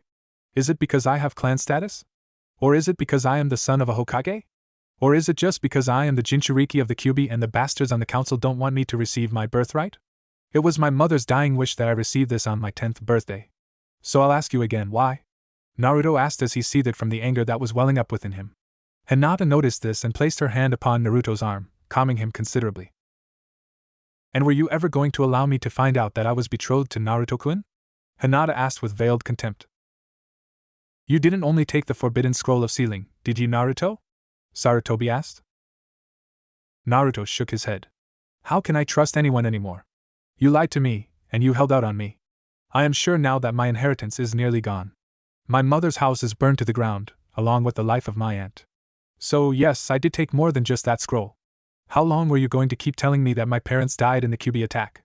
Naruto pleaded for an answer. You didn't seem ready to learn the truth, Sarutobi explained. The truth? The truth is that my mother lived through the attack, as did my aunt. They were both murdered and you didn't lift a finger to help them. In my book, that makes you an accomplice. Did you think that you were helping me by not allowing me to know I was loved? Naruto asked. You are loved, Sarutobi claimed. Well, not by you. You lied to me, covered up the murder of both my mother and aunt, denied me a place in the ranks of the shinobi, and kept the fact that I'm to be betrothed to Hinata-chan from both of us. Naruto shouted, and began to cry as his resolve broke. He next said in a hurt voice, You didn't even try to help me with the villagers. They always look at me with such hatred. Hinata pulled Naruto into a hug as she glared at the Hokage. As citizens we are free to come and go as we please, correct? She asked. Sarutobi sighed again. Not really, you are trained and know forbidden secrets of this village, making you prime targets for our enemies. If you were caught and revealed your secrets you might put lives in danger, he explained. Hinata was not pleased. You deny us our birthright, and you allow Naruto-kun to be persecuted for something his own father did to him. To save the village, I might add. You hide the facts of 2 murders and think that your betrayal is nothing. To top it off, the academy tells us to trust those in authority. We do so and are punished for our loyalty. This village should have been leveled by the Kyuubi, Hinata exclaimed. Sarutobi rubbed the bridge of his nose. You are talking treason, Hinata-chan, he replied. No, I am talking justice. Naruto had no ability to stop what happened to him, and now you force him to be a prisoner in his own village, a village that hates him, save a few, Hinata scolded Sarutobi as she looked kindly at Irika and Kurenai. How much of his inheritance is left? Sarutobi shook his head. This is going to be one big headache, he thought to himself, and then answered, not that much.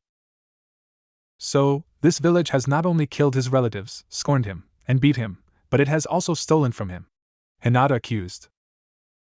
When you put it that way, Sarutobi attempted to explain, only to be cut off by the angry Hyuga girl. My husband-to-be is distraught by what has happened in the last few days. You should be ashamed of yourself. How can you allow a village to take advantage of a hero like him? Hinata inquired. Well, part of the problem is that Naruto's inheritance was deducted from the pranks he pulled and all items that he stole, Sarutobi answered. Have you seen his apartment? He has old and expired food. He has few, if any, belongings. So what is it said that he has stolen? Hinata defended. The list actually is quite large.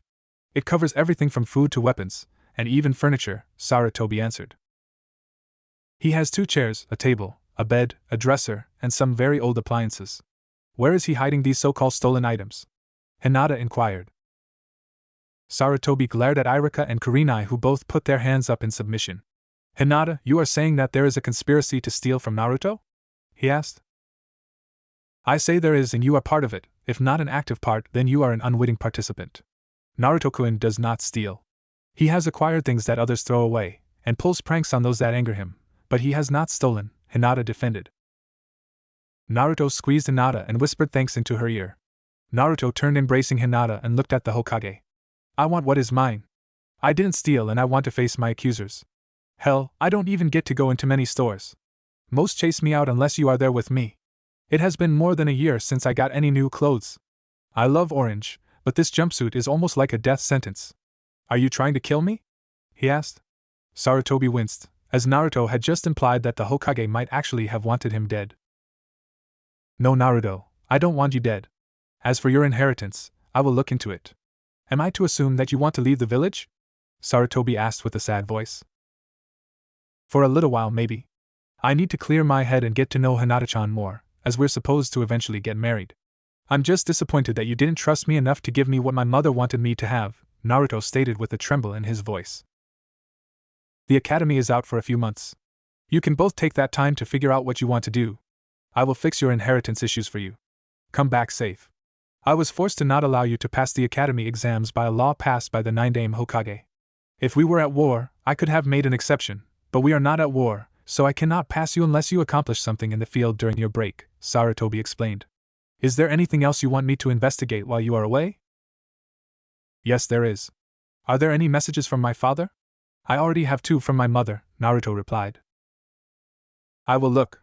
So you got the one for your 15th birthday too, I see. The council is happy you didn't graduate. I am sure you know that, Sarutobi explained. I'm sure that they're happy that Sasuke passed with flying colors also. After all, they did all they could to make sure he passed by cheating. Naruto accused. You cannot prove that, can you? Sarutobi inquired. Check my test and check his. Also check the target dummy. As for him cheating at taijutsu, you will have to just take the word of Hinata-chan, Shikamaru, Choji, Kiba, and myself, otherwise you are as corrupt as the others in your so-called honorable council who have stolen from me, Naruto stated. You are not as dumb as you pretend to be, are you? Sarutobi asked as Naruto shook his head. I will look into all the matters we have discussed today. I wish you a happy journey on your vacation. I will also have Kurenai go with you to the bank and have them draw some funds for your vacation. I just hope you don't make it a honeymoon, for I wish to attend the wedding, Sarutobi said with a smile as both Naruto and Hinata scowled at the old man. The group left the tower and headed to the bank. Naruto opened the door for everyone as they went to enter. The guard let everyone in but grabbed Naruto as he walked into the bank. Hey, what are you doing? Naruto yelled as the guard lifted him up off the ground. You demon, are not allowed in here. The guard explained as he felt his legs collapse from underneath him. You will not touch Naruto-san again. Under the orders of the Hokage you will now release him or face me, Kurenai stated. The man looked at the Jounin and at Hinata who looked angrily at him. He guessed the Hyuga girl had knocked his legs out from under him, but he also faced the Jounin so he let Naruto go. The bank manager came over to the incident to see what was going on and saw the blonde in orange. What is going on over here? Oh, him. He is not allowed in here, he said with a scowl. Are there any accounts left for the Uzumaki clan? Iruka asked. Yes, but they are being held by the council for reparations for what that monster did, the manager answered. You understand that I am a Jounin, and he is a Chunin? Kurenai asked in a dark voice as the manager nodded. She then added, then you will help out and accommodate us, or I will inform the Hokage that this bank is holding funds that rightfully belong to this boy. He will not be pleased. He will go over your books and if we find just one shoe missing from his account, they will not find you ever. There is no need to make threats, I am sure his account is in good order. Come to my office so that we do not scare off my other customers, the manager stammered. He led the group to a back office where he left them for about 10 minutes, he then returned with a large set of ledgers with a U on them. He brought them into his office. He opened them and paled immediately. Kurenai grinned at the man's discomfort. Is there anything wrong? Kurenai asked as she smiled politely from her chair. The man began to sweat profusely. Well, there do seem to be some errors and closed accounts. I will need some time to look into them, he replied nervously. Iruka looked angrily at the man, and asked, how many Uzumaki accounts are there? The man swallowed hard. There were about 40, now there are only 2 left, a 1 Kushina and a Hana Uzumaki. All the other accounts were closed about 6 years ago. All at once, but I know that they all died before that. The last living Uzumaki, other than the boy there died about 8 years ago, a one Hana Uzumaki. And both accounts have had recent withdrawals. I will look into this. So the boy is claiming to be an Uzumaki? What evidence does he present that he is one? The manager asked. Naruto showed the scroll and that it was a blood scroll. This is a scroll left to me by my mother, Kushina Uzumaki, he explained. The man swallowed deeply. If your mother was Kushina, then you are a well-to-do young man. How much would you like to take out today? He asked. Naruto smirked and looked at Hinata. He then asked, how much would it take to make it so that you and the guard lose your jobs? The man paled. Well, you see, I never hated you. The council just forbade us from dealing with you, he stammered out, obviously lying.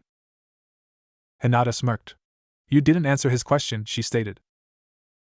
The man seemed to regain his composure for a minute. You are a branch member of the Hyuga and therefore are not involved in this, he said smugly. Naruto growled at the man. You will not treat my fiancée that way. She is Hinata Hyuga, former heiress to the Hyuga clan. If you wish to live past today, you will treat her with respect, Naruto threatened, as his eyes became purple with slits for pupils. The man jumped and ran behind Irika, who just began to laugh. Don't let the demon get me! The manger cried out in fear. You lied! I just want to take some money out for a vacation and to treat Hinata-chan to a nice dinner. If you can't do that for me, then I will go talk to the Hokage. Do I need to talk to him? Naruto inquired angrily. Kurenai stood and smiled evilly. No need, Naruto-san. I think Irika-san and I can take care of him, she said a little too happily. The man moved behind his desk and started to cry. No, please, I will fix it, I promise. Every shoe will be accounted for, and all the clan holdings will be transferred into his new account. Please don't kill me. How much do you and your lovely fiancée think you will need for a nice vacation? The man pleaded as he cowered from behind his desk. Naruto, Hinata, Irika and Kurenai all left the bank with a scroll and smirks. The bank manager was found several hours later, hanging from the ceiling by wires. Naruto and Hinata got a hotel room that evening, as they were tired, and Hinata didn't want to be near the apartment that night. Naruto sadly agreed with her, and he asked Kurenai and Irika to do something about the bugs in their apartment. Kurenai agreed, but also ordered Irika to teach Naruto about the birds and the bees, or there would be consequences. Irika reluctantly agreed to do it the next evening. Naruto and Hinata went shopping for some clothes, so that they could go and spend a few nights in the hotel before they left the village for several months. Irika accompanied them to make sure that the merchants didn't either refuse service or overcharge the two. Naruto and Hinata agreed to sleep in the same bed, as they were to be married. Naruto quickly fell asleep and began to gently snore, and Hinata just watched him sleep, a smile crossing her lips as she lay down beside him and fell into blissful sleep herself. The next day was spent shopping for essential clothes, which caused Naruto to blush, as Kurenai walked Naruto and Hinata into the lingerie section of a clothing store. Naruto had yet to see Hinata in less than a light nightgown. While he was sure that Hinata was pretty underneath, he was surprised that she was so developed for a 12-year-old girl. Hinata had seemed to have broken out of her shell over the past few days, and while she still blushed profusely when close to Naruto, her stuttering and near-fainting spells no longer affected her. Naruto did wonder why she was blushing the night before when he came out of the bathroom, and why she had her Byakugan active. Naruto also was dreading the talk he and Irika were going to have after lunch. Naruto and Hinata entered the hotel room to find Irika in the living room with a stack of books. Naruto swallowed hard as he saw how many books he had to cover. Irika moved the books into the bedroom to give them some privacy, while Hinata and Kurenai moved to the small kitchen and prepared some food for dinner, as they figured this would take a while. After an hour, Hinata became worried, and she heard Naruto scream, "What?" And later Irika yelled, "Naruto, are you alright?" Kurenai put a hand on her shoulder to reassure her that it would be alright. Irika left the bedroom an hour later with a sheepish grin on his face. Well, that is done. He now knows what sex is. I have to say that he had a really naive idea of where babies came from and how they were made.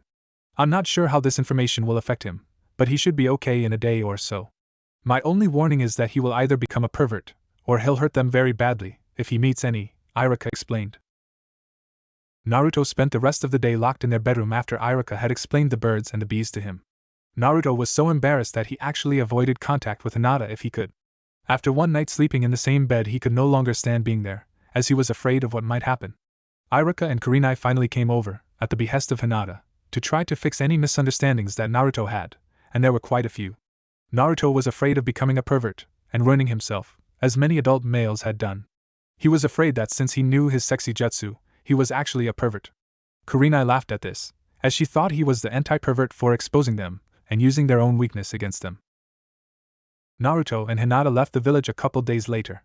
Kurenai reported that the bank manager was now having a visit with Ibiki, and that the funds were mostly accounted for. There was still some investigation into how several of the accounts were closed all at once, but this was an ongoing investigation, with the Hokage pushing for an actual answer. This made Naruto a little happier, seeing as Sarutobi was actually doing something to help them instead of hinder them. Kurenai accompanied them as a C-ranked mission. The Hokage authorized it to be on the village's tab for guard duty for 1 month. They left on their vacation to a nice coastal village, and enjoy some time away from the Konoha. The first day outside the village, she gave Naruto and Hinata an assessment test, and found that they were competent, and would have made good genin team. Hinata had changed her outfit to a light lavender kimono that was easily removed to reveal a lavender shirt and pants that were dark purple, so dark they were almost black. Naruto wore a white hakama and a black iwagi with an orange Uzumaki symbol on the front and the back. The three had made it a couple days out only to run into a group of bandits. Much to the bandits' surprise, these targets could actually fight back. That day, Naruto and Hinata actually made their first kills. One of the bandits was just about to hit Hinata with a sword, only to have Naruto push a kunai into his chest, opening a hole in the man's heart. Hinata was next to kill. When Naruto went into shock over his first kill, another man was going to take off Naruto's head, but missed, as Hinata pushed a gentle fist attack into the man's brain. The man died instantly. Naruto's man lingered for a few moments, and Kurenai was able to dispatch the other 10 bandits with little trouble. Kurenai noticed that Hinata was only slightly disturbed by her first kill, but Naruto had collapsed to his knees as he looked at the body of the dead bandit. Hinata was finally affected, and moved to the side of the road, only to lose her lunch there. Kurenai walked over to Naruto and placed her hand on his back, only to have him jump at the touch. "Are you okay, Naruto?" Kurenai asked in a kind and gentle voice. Naruto looked blankly into Kurenai's eyes. "What have I done?" he asked, thoroughly frightened. Kurenai smiled and gently hugged the boy. "You defended your wife to be from death. That is what you have done," she answered warmly. Naruto finally dropped the kunai. But I was told it would be easy to kill someone," Naruto spat out in disgust. He quickly exclaimed, "I feel horrible." Her then bolted up and ran to the side of the road next to Hinata, only to join her in the regurgitating of their lunches. Kurenai moved behind the two and rubbed their backs. "It's never easy to kill, nor should it be. I would worry if it were, as you would have lost your humanity. I am proud of both of you. Take what you have learned, and remember this. Had you not killed them, they would have killed you. It will become easier, now that you have had your first kills, but if you ever lose the feeling that it's wrong to kill, please come see me, and we will discuss it. There are times where you can feel justified in taking another's life. Those are few and far between, but sometimes in our line of work it is necessary. Those times are to protect the ones you love and to protect the village. You will also do so when you're ordered to. I'm not saying you shouldn't question about who you're supposed to kill, but you should do what is needed," Kurenai said, as she continued to minister to the two for about 10 minutes before she began to dispose of the bodies. She stripped the men of all valuables and checked her books to see if any had bounties on them. Those that had bounties were beheaded, and the bodies were put in a pile that she quickly burned. That evening, the three stayed at an inn. Kurenai and Hinata had invited Naruto into the hot springs. Naruto made sure that he kept his towel and blindfold on when he entered the area for the bath. Both Kurenai and Hinata giggled, as Naruto fell directly into the water because he misjudged the distance to the bath. Hinata fished Naruto out of the water. "Are you okay, Naruto-kun?" Hinata asked worriedly. Naruto nodded his head. "Is it safe to take off my blindfold?" he asked. Kurenai was impressed by his not taking off the blindfold until he was informed that all was clear. "Yes, Naruto, you may take it off. I would also like to ask you to show me this jutsu you are so famous for, the one that took out the Hokage," Kurenai politely asked. Naruto pulled off the blindfold, only to show worry in his eyes. "Are you sure? I don't mind using it on perverted guys, but to show it to you might get me killed," he explained worriedly. "I promise you that I will not kill you, Naruto.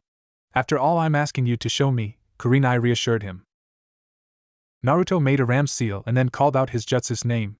"Sexy jutsu," Naruto said, as he was replaced by a well-endowed blonde woman of about 18 years old. "Are you going to kill me now?" Naruto asked in a voice that was definitely female. Kurenai shook her head as she inspected Naruto. "You did miss out on that class, didn't you?" she said with a sigh of disappointment. Naruto wore a confused look on her face. "What do you mean?" she asked. Kurenai chuckled at the boys'/girls' confusion. "You used magazines to make this, didn't you? Wait, is it real?" she asked as if in shock. Naruto looked at her like she was insane. What do you mean, is it real? Of course it's real. See? Feel? Naruto grabbed one of her and pointed it towards Kurenai. Kurenai looked at him and gently touched the breast. This is unusual, Naruto. You can do what few others can. Most transformations aren't real. They are just minor genjutsu.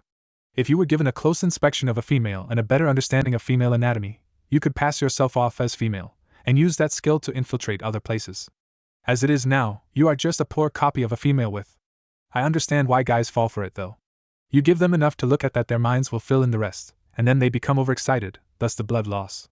You can release it now, unless your wife wants to fill you in on what you're missing, and help you perfect it. I would also lose the whisker marks, as they would be a dead giveaway to your identity. Blonde is a nice touch, but can you do other hair colors and different ages? Kurenai suggested, as Hinata blushed at the idea of revealing herself to Naruto, seeing as they were just getting to really know each other. No thanks, Kurenai-sensei. I won't press Hinata-chan to do anything she isn't ready to do, Naruto responded with a kind smile towards Hinata. Naruto had yet to release the transformation. You also know we still haven't had the talk yet, Kurenai said in an authoritative tone. Naruto nodded his head in defeat. When do we start? First, we need to discuss human anatomy. You know the basics, as you have shown with your unique transformation, Kurenai explained. The next hour made both the children blush profusely. Naruto, after the talk with Iruka, now understood what was going on and truly could say he did not like Sakura in that way. Kurenai explained both the mechanics and the concepts of what involved in both procreation and birthing. Even with all that he and Iruka talked about, this talk was more in-depth than his discussion before. Naruto seemed an able student, and agreed that he would never take advantage of a woman. Kurenai also discussed the mechanics on the male side, as she knew some of it, but not all, and advised Naruto to seek out Iruka when he returned so that he could get the more personal questions answered. Naruto finally released his transformation. Do I need put my blindfold back on? Naruto asked. Kurenai smirked, and then got a devious grin. Naruto, look at me closely, she said. Kurenai stood and opened her towel as Naruto looked directly at her. His eyes traveled down to her chest, and then hovered there for a second, then traveled down to her crotch. He then pointed at her crotch. You explained it, but I never thought. Oh no, Naruto said, then turned red and immediately turned around. Hinata turned red, but appeared quite angry. I'm sorry, Kurenai-sensei. I didn't mean to be a pervert, Naruto apologized. Naruto-kun, you have nothing to apologize for, Kurenai-sensei, on the other hand, does. She is corrupting my future husband, Hinata said, huffing at Kurenai. Kurenai covered herself back up. I'm sorry, I must be hanging out with Anko too much. Please accept my apology. I didn't mean to insult either of you, Kurenai said, asking for forgiveness. Hinata grabbed a towel from the side of the bath and held it up to Naruto's nose. Are you okay, Naruto-kun? She asked worriedly as she scowled at Kurenai. Kurenai put a hand on Naruto's back, and he flinched at her touch. That was your first view of a real naked woman, wasn't it? Kurenai asked, as Naruto nodded. Kurenai continued, I won't do it again, but I wanted to make sure you knew what you missed in your transformation. Now use this knowledge and use the jutsu properly. This way we can fit you for some female clothes and use this as a good disguise. If you can pass yourself off as a girl your own age, then you can hide better. Naruto nodded and made a ram seal and called out, Sexy jutsu. Naruto turned into a female version of himself around the age of 13. Hinata and Kurenai examined Naruto, then looked at each other and nodded. Much better, Naruto, your powers of observation are very good. You appear to have also used what you learned from our lesson and applied it to your change. Tomorrow, we will have you fitted for a female outfit, Kurenai commented, as Naruto frowned. Kurenai, seeing Naruto's frown, explained, it will help in keeping you both safe. If you figure out how to act like a girl, you will also be able to hide in a crowd. The Hokage told me that you could come under attack from shinobi from IWA because of your father. He wants you to make sure that, in his words, that damn annoying jutsu does something beneficial for you. Naruto nodded. What do I need to learn other than figuring out how to use the bathroom? He asked. Hinata giggled, as she looked Naruto over with a weird look in her eyes. Naruto-kun, I will work with you on that one later tonight, and no, Kurenai-sensei, we will not do anything, as we aren't married yet, Hinata explained as she blushed.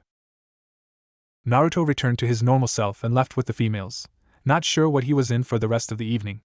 Naruto found that Hinata made the explanation he wanted easier than he thought, as she had an anatomy book.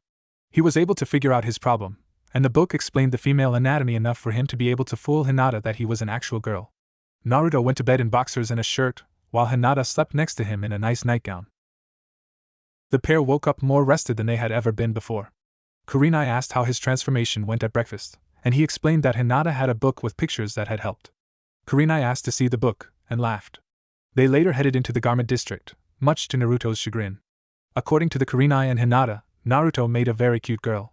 They found several kimonos, a shinobi outfit, and even a bikini that would fit him in his female form.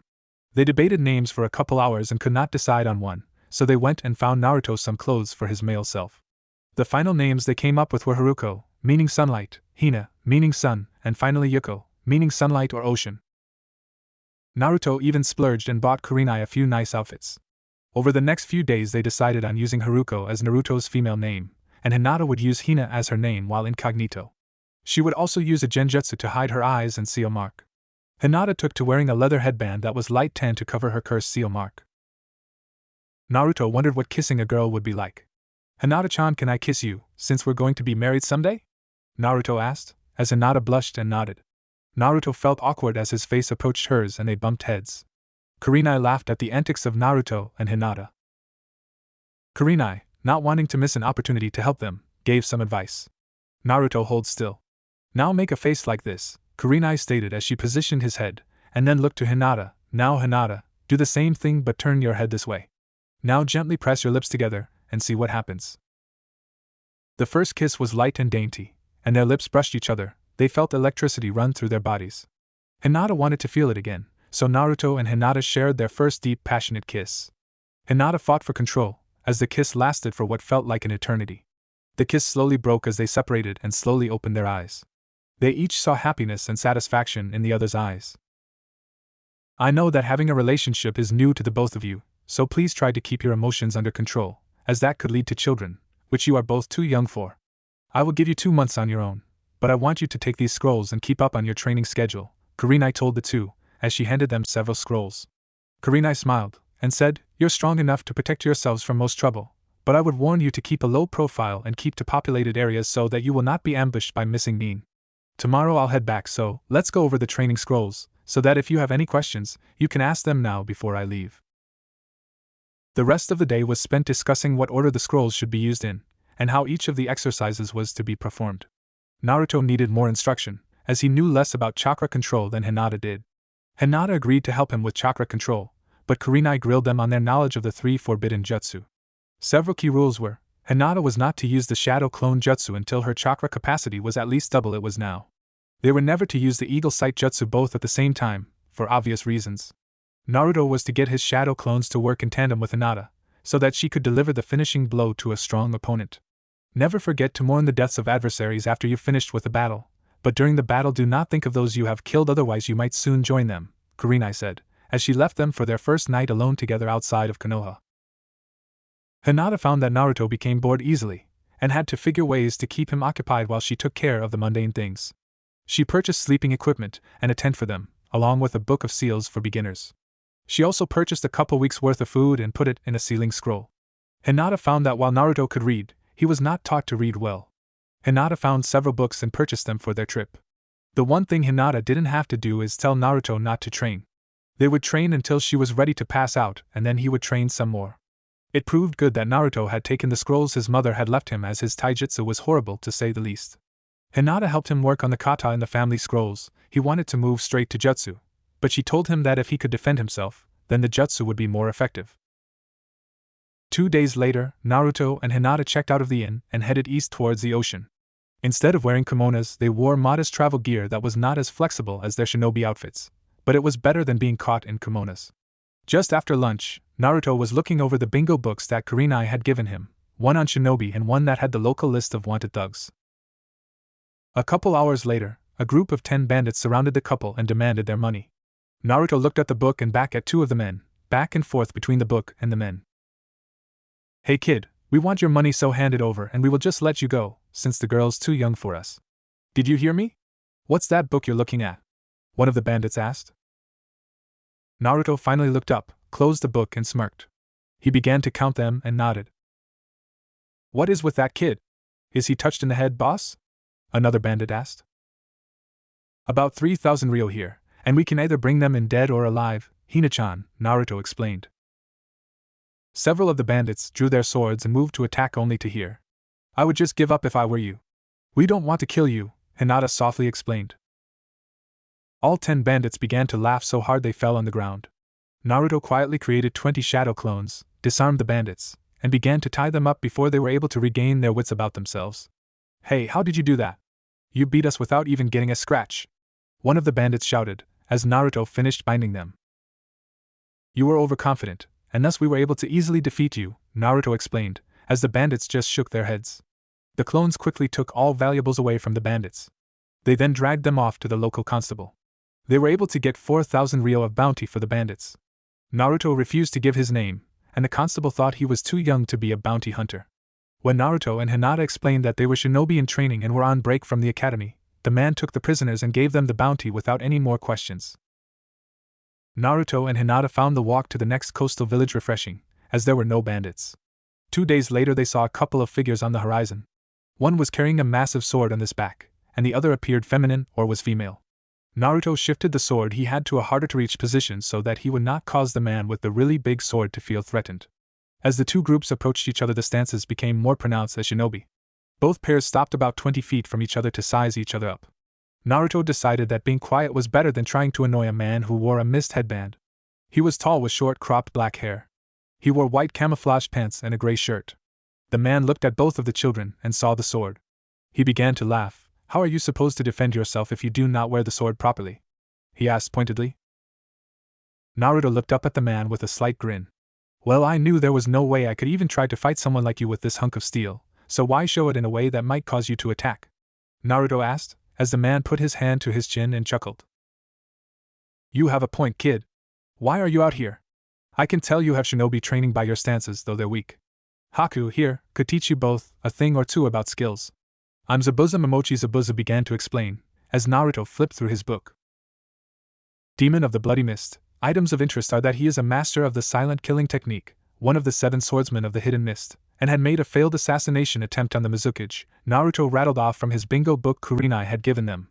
"No offense, Zabuza-sama, but we are on vacation and want no problems with you," Naruto pleaded. "I like you, kid. You have some guts for what, a genin at best?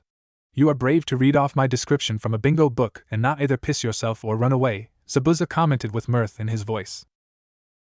Naruto sighed.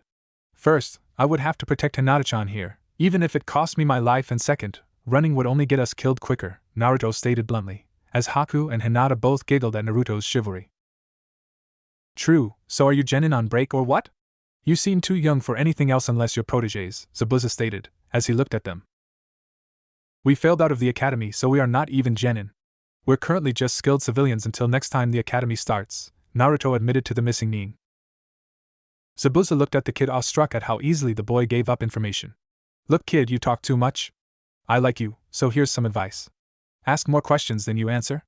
A shinobi learns as much as he can about those he meets. You gave me enough information that you know about being a ninja but do not know enough to be one. Do you even think you can take a life? Do you know that it is required for shinobi to end lives?" he asked. Naruto nodded his head, as he knew that was a fact of being a shinobi. "Zabuza-sama, let us take them with us so that you can show them how to be shinobi, like you did for me," Haku stated with a blush. Hinata spoke up finally. "You're a girl?" Haku shook her head quickly. "No, I am a boy," she whispered. Hinata shook her head. Yes, I'm a boy," Haku exclaimed emphatically. Naruto sniffed the air and smirked. "Nope, definitely a girl, light perfume scent." Naruto and Hinata froze. Hinata fell to a knee as they felt waves of killing intent, not from Haku but from Zabuza.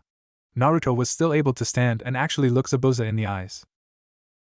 Zabuza intensified the killing intent until Hinata began to breathe hard and Naruto's knees began to shake. Then, as suddenly as it started, it was gone. "I'm impressed, Gaki, you're still awake after that. I will teach you to use a sword, boy," and Haku-chan, Zabuza said, then saw Haku glaring at him, and asked, "What?" They both figured it out. The boy has good senses and the girl has good observation skills. So you two have a choices, either come with us or we kill you now. I promise I will drop you off in your village after you learn what it truly means to be a shinobi. So will you become my tools? Naruto put a smile on his face and scratched the back of his head. Hinata bowed and spoke for both of them. "We will do as you say, Zabuza-sensei," she answered meekly. "I like her too, kid. You keep both the girls alive, and I might let you marry them both," Zabuza exclaimed, as Haku and Hinata both blushed. Naruto opened his mouth but shut it quickly, as he thought it better not to tell the man too much so that he couldn't use it against him later. "If that is your wish, Zabuza-sensei," Naruto said, as he dropped his head in resignation, hoping that Hinata wouldn't kill him if he had to fulfill that particular promise. Zabuza nodded, as he stepped forward and pulled Naruto's sword out of its scabbard. "What the hell is this?" "A pig poker, it has nicks and a dull blade." "Did you hope to kill someone by bludgeoning them to death?" Zabuza asked, as he grabbed the sword and bent it, then said, "See what it did to me, not even a scratch. Where did you get this piece of junk from?" Naruto spoke up quickly, not wanting to receive the wrath of his new sensei. "It's the best we have from the bandits we have captured," Naruto admitted. "Is that the best you have? If so, then we will have to get you a new one," Zabuza said, then noticed a gleam in Naruto's eyes. "Okay, out with it, Gaki, you have another one, don't you?" Naruto nodded as he pulled out the scroll from his mother and applied both blood and chakra to the seal inside of the scroll. A beautiful handle and sheath appeared in his hand. The handle and sheath were red with several decorative swirl patterns on it, along it with a fox with 9 tails wrapped around the sheath. The sword sheath ended at the hilt of the sword as if you were pulling the sword out of the fox's mouth. Everyone's mouth dropped at the beautiful red lacquer finish of the sheath, and the golden fox and swirls. The handle was wrapped in black cloth and had a golden hilt with 9 of what could only be described as tails coming from the hilt to make a swirl. Naruto slowly drew the sword and looked at the blade. It looked nearly new blue steel. All Naruto could do was whistle. Zabuza smirked below the bandages on his face. "That is an exquisite sword, kid. That is to be used for real fighting and not for learning. We will get you one for learning and you can use that one for actual combat. But first take this," Zabuza said, as he threw Naruto what looked like a large stick. Naruto quickly sheathed the sword and put his hand up and caught the stick. He looked more closely at the stick to see that it looked like a wooden sword with seals on it. Naruto looked quizzically at Zabuza. "What is with the stick?" he asked. Zabuza chuckled. "It's a training sword, so that you don't cut yourself," he asked. Naruto scowled at the sword but put it in his belt. Naruto then sealed his mother's sword back in the scroll, and asked, "Okay, what do I do now?"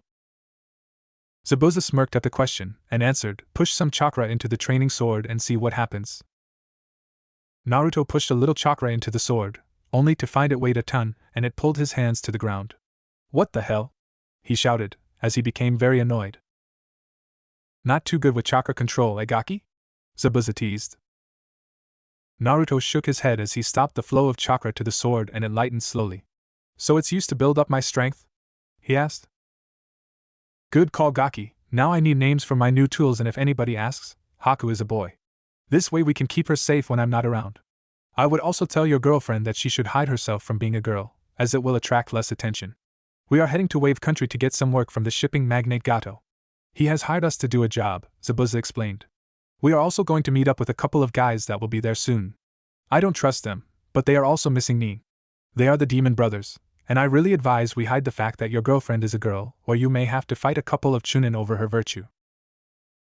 Naruto nodded, as he sort of understood. "Then we should get some new clothes in the next town." Zabuza nodded as he looked at his 2 new tools. "I need to know what to call you, so give me your real names, and just so you know, I can tell when you're lying," Zabuza threatened. Naruto stood in front of Hinata. "Fine, sensei, my name is Naruto Uzumaki, and this is Hinata, soon to be Uzumaki," he answered.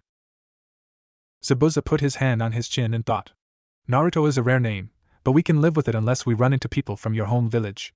As for Hinata-chan, we should give her a boy's name, for when we aren't alone, so that she can try to pull the same act as Haku-chan here. Now what do you have as capabilities?" Zabuza asked. Naruto looked down as if he didn't want to answer. "Come on, Naruto-kun, we need to know a baseline so that he can begin your training. What skills and jutsu do you know? We will find out eventually, so it would be easier in the end, Naruto-kun." "Release," Haku said, as Hinata's eyes reverted to their natural lavender color.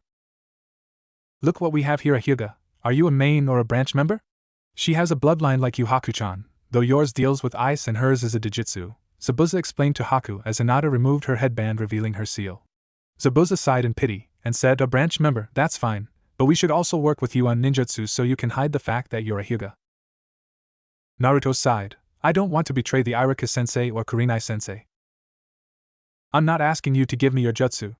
Just tell me what you know, so that I can see what you lack and we can work on it," Zabuza proclaimed. Naruto sighed. I know transformation, substitution, eagle eye, shadow clone shuriken, and shadow clone jutsu, he replied. Zabuza and Haku were shocked that this boy knew several forbidden jutsu from Konoha. Zabuza turned to Hinata and raised an eyebrow. Well, he would have if he had one. Hinata sighed, as she didn't want to see Naruto hurt, and was happy that Naruto was willing to defend her. I know the basics for Juken, transformation, switch, eagle eye, shadow clone shuriken, standard and shadow clone jutsus, she explained. Zabuza sighed. Okay, how many effective shadow clones can each of you pull off? Naruto-kun can make hundreds, as he has nearly Jounin chakra capacity, if not higher, but I, on the other hand, can't make any and still be effective. Naruto-kun has a high chakra capacity, thus he has very low chakra control, Hinata admitted sadly as she hugged Naruto. Well, you're in luck, Gaki. Haku-chan here will work you to the bone on chakra control.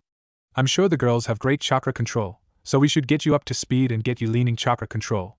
First, push some chakra into these pieces of paper and don't ask questions until you do as I say, Zabuza ordered, as he pulled 2 sheets of paper from his pouch from behind his back. Naruto and Hinata both took one piece and did as they were told. Naruto's split in half while Hinata's became wet and soaked with water. Good. Naruto, you have wind element in prominence, while Hinata here has water. Haku-chan here had both of those in even amounts, so she can use ice. Now we need to teach you both how to harness jutsu of your element, and others. We will teach both of you water jutsu. Naruto, you will have to push more chakra into a water jutsu for it to work correctly. You're just lucky you aren't a fire element, or it would take around 4 times as much chakra to do a water jutsu. I think Haku-chan might have a wind jutsu or 2, Zabuza stated as Haku nodded. First we put weights in your packs so that we increase your strength. And this is where the fun starts, Zabuza stated with a diabolical laugh. 2 months later in a treehouse in Wave. Ah, come on, sensei, we all know he is going to betray us, Naruto whined. Shut it, kid. Gato is the only ticket in town, Gozu explained to Naruto. Naruto huffed and looked him straight in the eye. And what will we do when he betrays us, which all 3 of us stupid brats keep on telling you? Please, sensei, he will use us and then turn us over to the Mizukage, or we will die another way. Let's just wash our hands of him, or free the people. Naruto pleaded. What do you say if Nagato will be arriving soon? Zabuza stated. A short, rotund man walked into the tree home with 2 samurai. Look at the great demon of the mist sitting here, while I pay him to kill the bridge builder. He just left a few days ago. I am sure he is going to get some help. Also, why you keep the kids, they appear useless? Gato asked. They are my tools and advise me, along with making sure that the job gets done. As for paying me, you have yet to give me 1 bu in payment for the last 3 jobs, let alone killing the bridge builder. I'm getting impatient at waiting for at least some of the payment, Zabuza proclaimed. I want your word that you will kill him, Gato demanded. Zabuza looked at the man. Barring any screw-ups, he is a dead man. So why are you strangling this country? Zabuza asked. I can, so why the sudden interest? You're just the hired help and couldn't understand what it means to rule people, Gato retorted defensively. Naruto perked at this, as he continued to work on pushing chakra into a glass of water. Hinata and Haku both looked at Naruto and nodded. Look at the brats just looking stupidly at a glass of water, one of the samurai commented, as Naruto shook his head and grinned. A good shinobi hides his true strength until it is truly needed, Naruto whispered, as both girls just nodded agreement.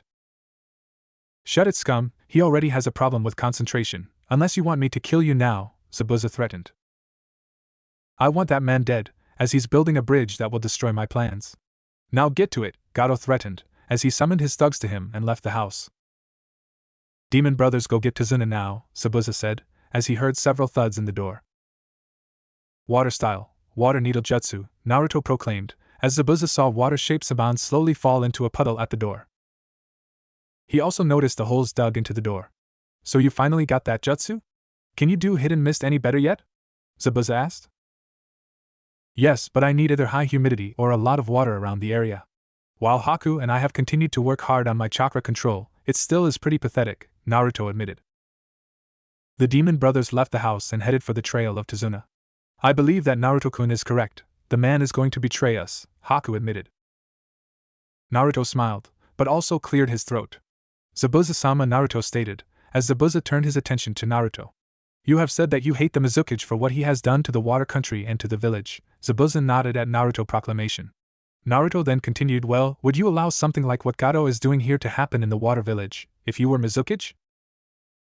Zabuza pondered his options, as Naruto had proven time and time again that he wasn't an idiot just untrained. Time and time again Naruto had shown that being an unfeeling tool was not as good as a driven and focused shinobi. He also knew that Haku was beginning to develop feelings for the Gaki, and he wanted to make sure that it would not conflict with the ultimate goal of making him Mizukage. No, I wouldn't. It wouldn't be beneficial to the village or the people to do what he is doing. Naruto smirked and Zabuza knew he would be in for trouble. Well then, you say you need financial backing to take the role of Mizukage. Why not rid the earth of the scum of Gato and take his business, and then use it to benefit your rise to becoming the next Mizukage? Naruto asked with a chuckle. You would have me go against an employer? Zabuza queried, as Naruto nodded. Why? Naruto sighed. I may not be as smart as either of them, Naruto said, as he pointed at Haku and Hinata. But I do know what's right, and what a Kage should do. If you take an evil client and know he will betray you, I see no problem with eliminating the client and taking what he has to benefit the rest. Naruto stated, as he went through several hand seals and a fog fell over the room. Hidden Mist Jutsu. Not bad, Naruto, but how many times have I told you not to practice that jutsu in the house? Zabuza stated and rolled his eyes. You do make a good point though. Here, I'll make you a deal. If the demon brothers fail, we will see what type of person this Tazuna man is and then I will decide if we want to go with your idea, okay Gaki? The mist cleared showing 3 happy teens, Naruto with a huge smile on his face. So do we work on the next step in my swords training, sensei? Naruto inquired, as Zabuza nodded and led the group out of the house. Haku and Hinata giggled, as they knew Naruto was going to be heavily bruised tonight, and they could use the herbs they had gathered earlier to help in his healing. They did enjoy their time healing Naruto.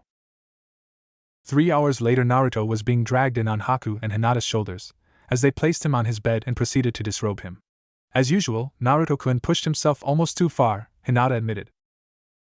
He pushes himself because of you, Hinata-chan, Haku admitted, with a dejected look on her face. Hinata turned Haku's face towards her with a finger on her chin. No, Haku-chan, he does it for both of us. He also likes you too. He does not understand the meaning of love, well, true love, and we have both found a place in his heart. For what it is worth, he loves both of us, and I wouldn't mind if we were both married to him. I could look to you as an older sister. He wouldn't want to hurt either of us, and thus he is troubled at who he should choose, as he doesn't understand that he could have both of us as wives. Unless you want to break his heart, and have a fight with me over him? Hinata admitted to her now good friend. Haku nodded. Until he is of age we will agree to teach him about love and then we marry him when he is old enough. I would prefer to share the boy that I have come to love, as much as you have.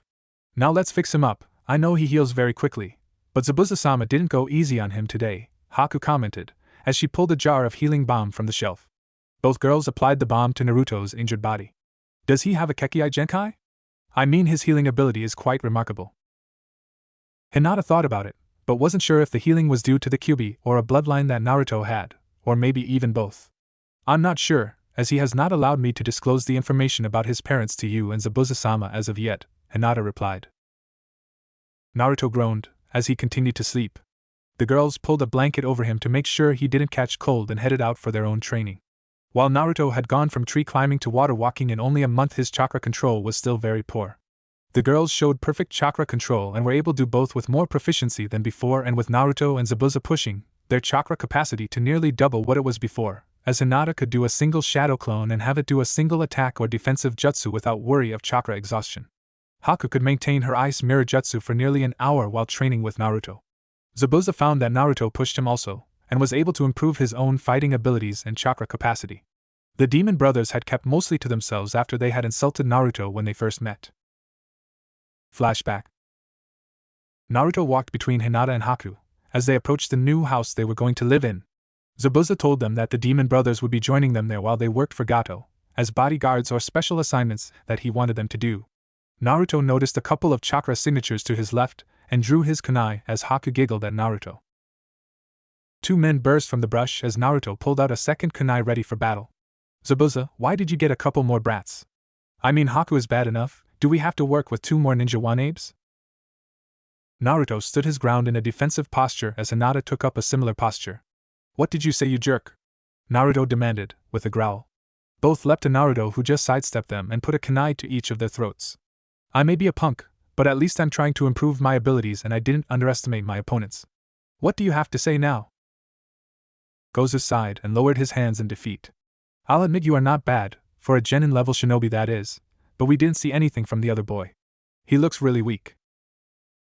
Miezu suddenly disappeared only to have his claw blocked by Hinata's kunai. Naruto was now holding a log with his kunai and Miezu had attacked Hinata from behind. His reactions are acceptable, but he still needs strength training. Zabuza, Miezu commented. Having been bested or tied with a genin had angered the brothers, only caused them to stay away from the three children.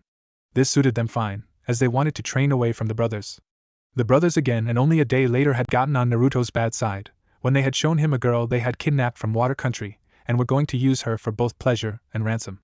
Naruto's eyes turned red with slits for pupils and he proceeded to beat the brothers into the ground only to be stopped by Zabuza, who freed the girl and sent her on her way. The brothers took 2 weeks to heal and would not go near Naruto.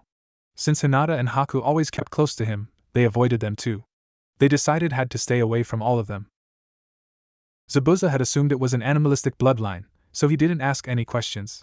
Why should he? He had 3 pupils with bloodlines and might, after he married them, get mixtures of Naruto's and the girl's bloodlines in his grandkids. End flashback. 2 weeks later, a messenger bird told the group that the brothers had been defeated and thus another visit from the annoying employer Gato. You have failed me, Zabuza. Your demon brothers were defeated and now the bridge builder is on his way here, Gato complained. Naruto, Hinata and Haku edged behind Gato's samurai guards and took defensive positions.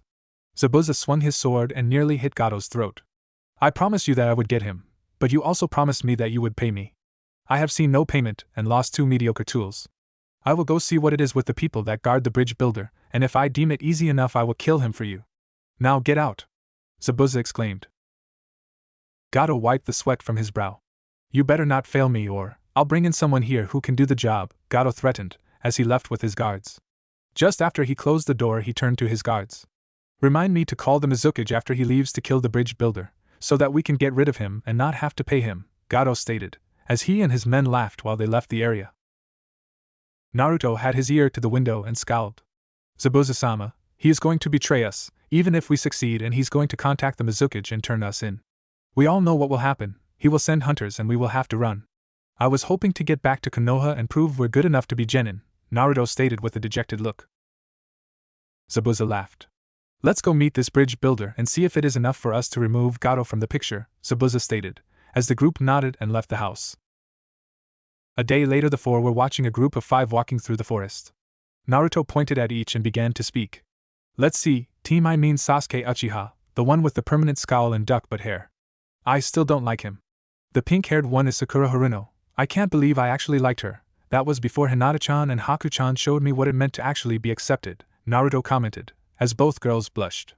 The 3rd genin, I have no clue, as he wasn't in our class. I would either guess an older genin or higher-ranked ninja who is playing nursemaid to the Uchiha brat. Haku and Hinata both giggled at Naruto's derogatory explanation. The silver-haired guy, I have no clue, sorry sensei. Zabuza handed Naruto a book and opened it to a particular page. Girls disappear and Naruto, you read this out loud to get their attention. You can also tease your former classmates if you like, Zabuza stated with a bit of mirth in his voice. Naruto cleared his throat loud enough for the 5 to turn towards him. Kakashi Hatake, also known as the Copycat Ninja, or Sharingan Kakashi. Known for being former ANB with Konohagachure no Sato, and I'm guessing you would happen to be their current sensei. Sasuke Uchiha of the Uchiha clan, the only person in his clan to survive a massacre of his clan by his brother Itachi. He is also known for his distaste of girls and emotional instability. Oh, and I forgot his superior attitude.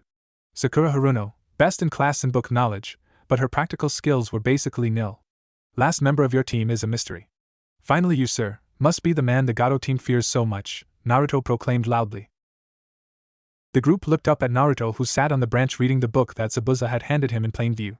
It took a minute for it to register with Sakura that this might be Naruto. He wore black shinobi pants along with an orange, white and black, tiger-striped shirt, with a sword slung over his back. He also wore extra weapons pouches on each leg, and 2 wooden handles sticking out each side of his lower back. Naruto! Sakura yelled. What are you doing here, you baka, and why are you insulting Sasuke-kun? Naruto laughed at the question.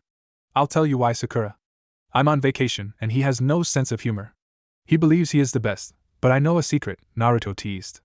Naruto jumped down and walked towards the group, with his hands held wide, and then looked at Tazuna, as he said, but first, I have a question for you, Tazuna-san. Tazuna nodded. What is your question, kid? What would you do if you were free of Gato? Naruto asked. I would bring prosperity back to Wave and hopefully bring back happiness into my grandson's life. Gato and his thugs killed my son-in-law because he stood up to Gato, Tazuna explained. See, told you sensei, Gato is an evil jerk. Naruto yelled over his shoulder. Naruto continued to close the distance with his arms still held out wide. He continued to speak, if we get rid of Gato and give the village half the spoils, will you tell no one we were here? You want to get rid of Gato? If you do that, we would do anything you want, well within reason that is, Tazuna stated happily. Naruto, Kakashi asked, as he moved in front of Tazuna. Who is your sensei and why are you here? I know who you are, but not why you're here. Naruto sat down on the ground and produced a foxy grin and a set of cards. He then said, well you see Hataki-san? Zabuza Mamachi is my sensei.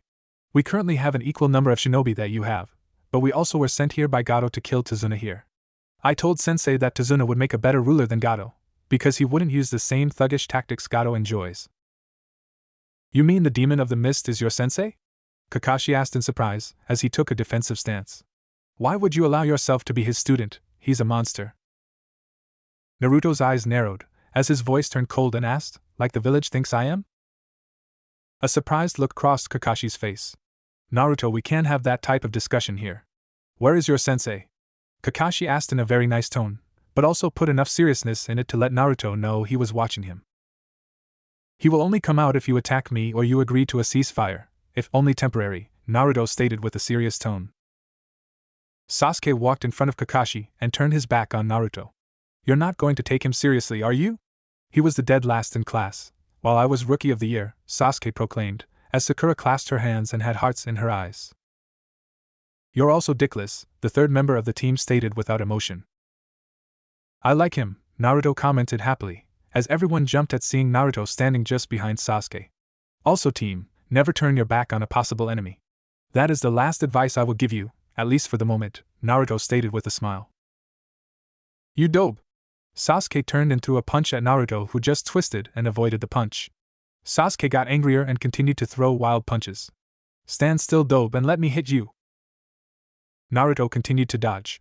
I wouldn't want you to get in trouble for striking a civilian. Being a shinobi, it is a crime, unless I present a danger, Naruto pointed out, in a near sarcastic voice. Me being here and having stated peaceful intentions is more than enough to get you in big trouble. I also know the Hokage and he's still in trouble with me, Naruto proclaimed, as he continued his dodging. Sasuke, stop it, he is playing with you. He is also right, he has made no aggressive moves, as of yet, and I don't want Zabuza to kill you for attacking him, or worse for Naruto to kill you in self-defense, Kakashi warned. Good advice, as we gave you all the cards and you keep screwing it up. Tazuna-san, you might live if you call off your dogs before I have to kill them, Zabuza stated as he walked out from the woods. Tazuna nodded and looked at Sasuke. He then said, please Sasuke-san, stop attacking that kid. They are offering to help me. Sasuke stopped more from fatigue than from wanting to stop. What are you doing here, dope? Naruto grinned. Like I said, I'm offering to help Tazuna-san with his problems, as we know that Gato is going to betray us. Now back to Kakashi-san's question. Zabuza-sama gave us a choice, either join him or die. I kind of like living and it couldn't be worse than how I was treated in the village. I even got some training out of the deal, Naruto explained happily. So she is here too? Kakashi asked, as Naruto nodded to behind the group. The group turned to see a girl with medium short hair wearing male clothes, white eyes and a boy in a mist hunter mask standing next to her. Yes, Hataki-san, we are both here, Hinata exclaimed from her perch high on a tree. A Hyuga, Hinata? Sakura stated, as she looked closely at her. So the loser couple are here. I would watch your tongue, Harino Aikik, bitch, as we're not shinobi, but have been trained by one, a jounin, no less. From your stance you find me to be no threat, but I can assure you that you really are no threat to us, Hinata stated coldly, as anger at how she had treated Naruto came to the surface. What? Do you think you can hurt me? I am a kunoichi, Sakura stated as Hinata cut her off. You are a fangirl for the darling cheater of the village, Sasuke team, Hinata said coldly. What are you talking about? You both failed the genin exams, Sakura stated proudly. We failed only because we were set up. Team Nair was also set up, but he was set up to succeed, Naruto stated from behind them, with a deck of cards playing with Zabuza. Full house. Damn it, Gaki, how do you always win? I know you don't cheat, Zabuza proclaimed, as Naruto shrugged. What do you mean set up? I passed my tests, Sasuke asked. Yes, and how do you explain your tests being filled out for you? How about the nice new weapons you got for the exams and the magnets and the target dummies? How about cheating during our taijutsu match? Sure, you were better, but you went before the signal was actually given. I'm not complaining, as I got a lot better training than you apparently have gotten, Naruto stated smugly. You have a sword, you'll cut yourself, dope, Sasuke said, as he pointed to the sword on his back and the two wooden swords at his side. Naruto stood and drew the practice swords and tossed one to Sasuke. Here, catch. Kakashi watched, but kept his stance. What is this dope? Sasuke asked. A wooden practice sword, you idiot, so I don't kill the village's precious Uchiha. Now if you know your stuff, let's go, and I promise won't hit me, Naruto proclaimed. Sasuke grinned. Right now I can wipe that smug smile off your face, he replied arrogantly. Naruto frowned. That was supposed to be my line, team, Naruto whined. Oh, by the way, you're holding it wrong. Now look what I've done, giving him more advice, he said in a dejected tone, as Hinata and Haku giggled at Naruto. Sasuke ran at Naruto.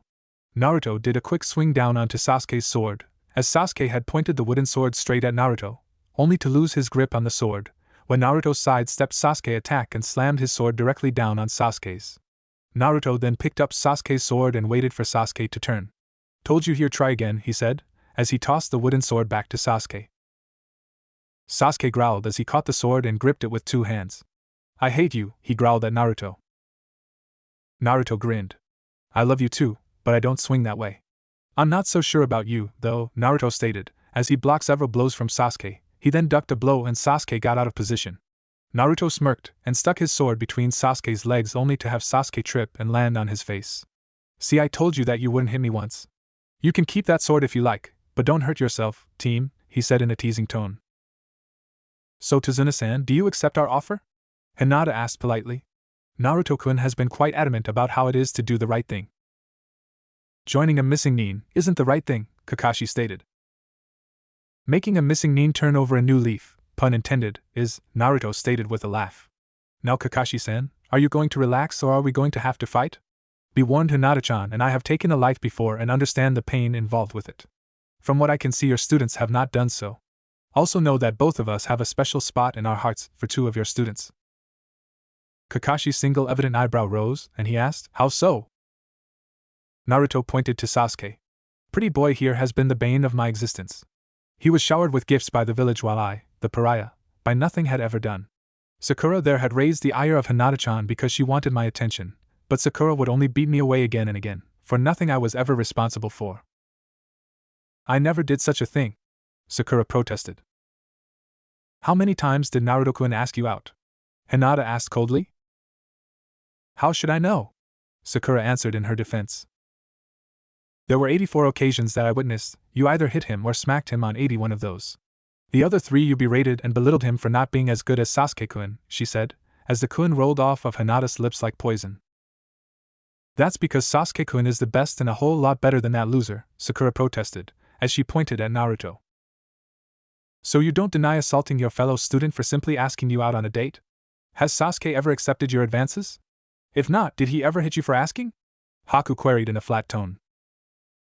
Sakura blushed, and then her brows furrowed. That isn't the point. Sasuke-kun is the best, she retorted.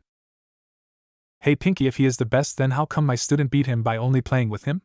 Zabuza asked. Tazuna shook his head, as this appeared to be degrading into a schoolyard fight between the class bully and the class defender, just he could not figure out who was who. Look, all I want is to bring back prosperity to this land and hope back to the people, Tazuna answered with a sigh. 4 aces, Naruto declared, as he showed his hand to Zabuza. So, if I can convince my sensei to leave you alone and take out Gato and his thugs, will you use your half of the money to help this country? Naruto asked with a smile. Tazuna's jaw fell, as he asked, you would share his fortune with Wave? Naruto nodded. Why? Naruto smiled at Tazuna and then scowled at the Konoha shinobi. Because it is the right thing to do. Also, while I don't mind annoying the team, I don't want to burn the bridge to Konoha at this time, Naruto stated, as Kakashi was visibly shocked. Also, Kakashi-san, could you send for Kurenai-sensei? We have some business to discuss with her. What would that be, Naruto? Kakashi asked, not sure what to do, as he was not sure if Naruto and Hinata had been turned traitor. While we are civilians, well-trained ones at that, we are still civilians. The Hokage has annoyed me and I only trust a few people in Konoha right now. Kurenai-sensei is one of them, Naruto explained. Kakashi nodded, as he presented his hand to move the group towards its destination. Shall we go and discuss this on the trip to Tazuna's house? He asked. Naruto shook his head. Nope, we have some work to do first. We will meet you in a few days, if not sooner. We will present a gift to you, Tazuna-san, and if we find you have misused this gift, we will kill you, Naruto stated. As he collected the cards and jumped quickly away, he then vanished before their eyes. How did he beat me? Sasuke asked no one in particular. You rushed into a fight you didn't need to engage in for starters. Just because you're an Uchiha doesn't mean there aren't people who are stronger than you. You are still a genin, by the way, Kakashi stated. But Kakashi-sensei, how did Naruto become so strong in only a few months? He was dead last in the academy and failed the exams, Sakura queried. Either he hid his abilities, or he was held back by someone. Also, there are those who excel when pushed hard and are willing to learn. I hate to admit it, but hard work can sometimes overcome natural talent if those with natural talent become complacent, Kakashi answered, so that everyone could hear. Sasuke gritted his teeth at the comment. So are you saying I've been complacent? Sasuke growled through his teeth. Kakashi shrugged. Not necessarily, Naruto might just have found a teacher in Zabuza that he needed to excel. I'm only worried at what he has taught him, he said in a worried tone. Why is that, Kakashi-sensei? Sakura asked. Because Naruto is a special individual in our village, he has a larger chakra capacity than all my students combined, Kakashi stated bluntly. Is his ego larger than Dickless here? Sai asked. Sakura threw a punch at Sai. Shut up, Sai. Sasuke-kun is the best. Apparently not, he was beaten by in both yours and his words, and I quote the dead last of our class, Sai commented without emotion, as he continued to evade Sakura's punches. Also, are you sure you're a girl? You're too aggressive and have no chest. Sai's comment caused Sakura to rage even worse, and all Kakashi could do is sigh. The team quietly approached Gato's stronghold. Saban appeared in Haku's hand, as the guards fell quickly at the front gate. I have disabled all the guards, Zabuza-sama. Zabuza appeared above one of the downed guards and pulled his kunai across the man's throat. You are still too compassionate, Haku. Naruto, take care of the other two while I kill this one, Zabuza ordered, as Naruto dispatched the other two thugs. They dumped their bodies into the dry moat. The group quietly moved through the building and killed off all the thugs as they passed them. The building was becoming quieter and quieter as they passed through the building. They came upon the mess hall and made quick work of the 20 thugs in the room using the hidden mist jutsu along with silent killing techniques. Haku made her first kills in this room, and Nada stayed with her to comfort her while Naruto and Zabuza moved into Gato's office area. 4 guards were stationed outside Gato's office. Naruto appeared in front of the guards with a smile. What do you want, kid? One of the guards asked, as they all pulled their swords out. Naruto scratched the back of his head and laughed as if embarrassed. Well, you see, Zabuza-sama sent me to report to Gato on the mission. So, can I meet with him? He asked. The guards all laughed. Give me the message and I will pass it along to Gato-sama, the guard replied. Naruto shook his head. Nope, can't do that. Zabuza-sama said that I had to deliver it to Gato team personally and to kill anyone who didn't let me see him. Also, you're outnumbered, Naruto stated with a smile as he crossed his hands and whispered shadow clone jutsu. What do you mean? There are 4 of us and only 1 of you. The man suddenly saw 10 puffs of smoke and now there were 11 exact copies of the brat in front of them. Clone jutsu will not help you here, kid. Naruto grinned wide. They would if they were water or shadow clones, and guess what? They are shadow clones. All of them have my skills and could kill you. So do I get to see Gato or not? Naruto asked happily. One of the guards stepped forward. I know some things about ninjutsu and there is no way you could know the shadow clone's jutsu. It is from Konoha and that jutsu is also a secret jutsu specifically from that village, the man explained. 2 of the clones appeared next to the guard and tapped him on the shoulders. Real enough? One of the clones asked. Naruto shrugged. Hey, I make them and they don't always obey. I would advise you let me through now or I will just go over your dead bodies. I have killed before, so what will it be? Naruto asked kindly, as the guards parted and let him through the door. Gato was at his desk with an angry look on his face. What the hell are you guys letting the brat in here for? He asked. He says he has a message from Zabuza, one of the 2 guards that accompanied Naruto said in reply. Okay, kid, what is your message? Gato asked with a smirk on his face. Naruto returned the smirk, as he disappeared and reappeared between the guards with their own swords drawn at their throats. I hate this part, Naruto commented, as he pushed the swords into the men's chests. Both fell dead. The message was that you were to give over your fortune and then we would let you live. The whole thing, as we know you should be able to rebuild it again. Naruto cocked his head and smiled. So what do you say? Gato smiled, but was sweating. He then said, you know kid, you have balls. You come in here and threaten me. You want my fortune? You couldn't do anything with it. Guards! Gato yelled at the top of his lungs. Zabuza opened the door and peeked in. You call for someone, Gato? Zabuza quipped, as Gato's jaw dropped. You see your men are all dead, even the two idiots with mallets. So Gaki, what was his answer? Naruto shook his head. His only answer so far was to call for the guards. I know I got his four that were here, and between you and the other two I'm sure that they are all dead. So Gato team, what will it be? Sign over your fortune, or I could just say, forge your signature, and do it the easy way, Naruto said happily.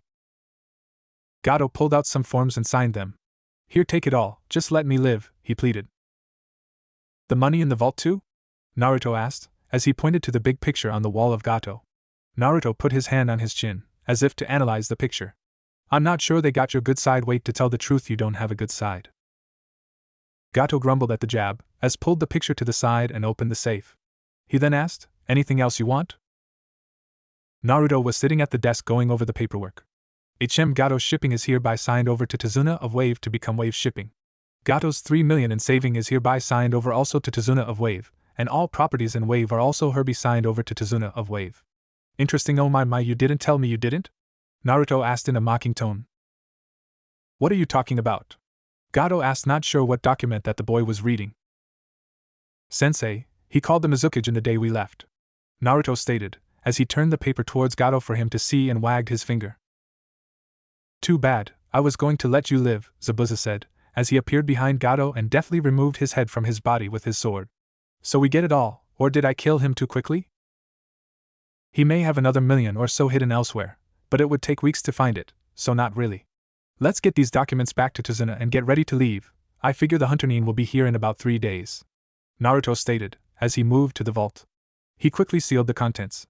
The four left the building after setting off some explosives but made sure that it didn't destroy Gato's body. 4 hours later, Kakashi became very alert as he moved defensively to the door only for there to be a knock at it. Who is it? Demons and friends bearing gifts. A happy voice came from behind the door. Kakashi began to open the door only to hear Sakura complain, You aren't going to just open the door, are you, sensei? Kakashi looked annoyed at the girl and opened the door to see Naruto with a huge smile, Hinata and Haku attached to each arm, with Zabuza standing behind them. So are you going to invite us in or do we stay outside? Zabuza quipped. Sasuke scowled. Leave the loser outside, with his band of misfits. I didn't know you swung both ways though, Sasuke stated, as he noticed both people attached to Naruto's arms. Naruto smiled. At least I swing, you are afraid of what you could get if you tried, Naruto teased, as Sakura blushed at Naruto's implied comment. Like I have time to be chasing girls, but you seem to also chase boys, Sasuke retorted. At least he has a dick, and apparently he has attracted some people who seem to like it, Sai stated. Naruto looked at him quizzically. I'm not sure if I should be offended or proud. You are one strange kid. Now Kakashi-san, can we come in and finish our business with Tazuna-san? Naruto asked, as Kakashi moved out of the way and allowed the four entry into the home. Sakura stood, pulled out a kunai and ran at Naruto, only to be intercepted by Hinata, who placed her kunai on Sakura's throat. Kakashi-san, your student is impulsive and was going to attack my Naruto-kun. She will either cease her attack or she will cease existing. Sakura looked at the anger in Hinata's eyes and began to sweat. She put the kunai away and backed away. At least my Sasuke-kun isn't gay, like your Naruto baka. Naruto raised an eyebrow. Who said I'm sexually active? I would also not go so far as to proclaim Sasuke-chan isn't gay. When has he ever accepted a date from any of the multitude of girls that followed him? Hinata-chan has asked me out on many dates and I have accepted. Haku has yet to ask, thus I can say that I have not had the pleasure of a date with Haku, and if going out with Haku makes you believe I am gay, then so be it, Naruto stated with full confidence and a shrug. Now Tazuna-san, I have some documents here for you to read and sign. Naruto yelled. Tazuna entered the dining room and sat at the table, as Naruto put a stack of papers in front of Tazuna. Tazuna's eyes went wide as he began to read. You're not serious, are you? Naruto nodded. You're now the title holder to Gato Shipping, now Wave Shipping. You also are the holder of all of the business accounts related to said company. We currently have about 500,000 Rio, but would like you to hold the 1.5 million in the business for us as shares in the company. Does that meet with your satisfaction? Naruto stated. Geez, that was a mouthful. I bet you didn't even understand what you said, Baka, Sakura ridiculed Naruto. Naruto ignored Sakura much to her annoyance. We need to wrap this up quickly, as Gato turned the hunter nians on us from the Mist Village, Naruto admitted, as he turned to Kakashi. So did you get a hold of Kurenai-sensei, Kakashi-san? Kakashi nodded, as he looked on, and Tazuna signed the documents. Yes, Naruto, she will meet you on the way to Konoha if you wish to head in that direction. I hear that your building was cleaned at village expense by several genin teams. Your other problem was also taken care of, for the most part. Naruto smiled at Hinata, who jumped up and down at the news. A clean house would be nice, she proclaimed. So who holds the paperwork, Naruto? Tazuna asked. Naruto smiled. That is the great thing you do. Oh, and if the water shinobi asks, you don't know Zabuza-sensei, and Gato will no longer be a problem for you. Kakashi gasped, and asked, you didn't kill him, did you? Naruto shook his head. No, I didn't, Kakashi sighed in relief. Sensei had the honors, Naruto stated happily, as Sasuke glared at him and Sakura gasped. Naruto smiled and moved to Haku and Hinata. Well, Naruto Uzumaki's work is done here. We will try to come visit sometime, Tazuna-san. See ya, Cyclops, Team, Pinky and Ghost, Naruto stated as the group left the house. Sai looked at Kakashi. Why did he refer to me as Ghost? He asked. Sakura sighed and went into explanation mode. Just take a look at your pasty white skin and you can understand where his simple mind came up with such a lame reference. Sai smiled at the response. Several days along the road, Naruto was on watch, as he noticed a woman walking towards them. She was clad in what appeared to be loose bandages, a headband with blue color and dark black hair. Looks like Kurenai-sensei's here. Zabuza-sensei, you need to be on your best behavior or this will not end well, as she's a genjutsu specialist, he ordered. Naruto then raised his head and sniffed the air, and said, she's here. Haku and Zabuza looked around but saw nothing. So, is she a capable shinobi? Zabuza asked. Kurenai began to appear in front of the group on the other side of the fire, beginning with her head, and slowly the rest of her body appeared. I should hope so, Naruto-kun and Hinata-chan both seemed to sense my approach, Kurenai complimented, as she nodded to the children. I am Kurenai Yuhi, Jounin and Genjutsu specialist to Konoha. Who are you and why are you with my students? Zabuza growled, as Haku chuckled. Kurenai-san, we are Zabuza and Haku Momochi. We have been working with Naruto-kun and Hinata-chan for the last couple months and have freed Wave from the clutches of Gato. We are thinking of joining Konoha as shinobi, Haku stated, as she stood and bowed. Kurenai smiled and nodded to Haku, but then eyed Zabuza. You are not talking Demon of the Mist? She asked in an annoyed voice. Zabuza laughed at the question. He then responded, not really, I promised Tagaki I would be on my best behavior, as he told me you do not suffer perverts and arrogant men lightly. Well, I'm both.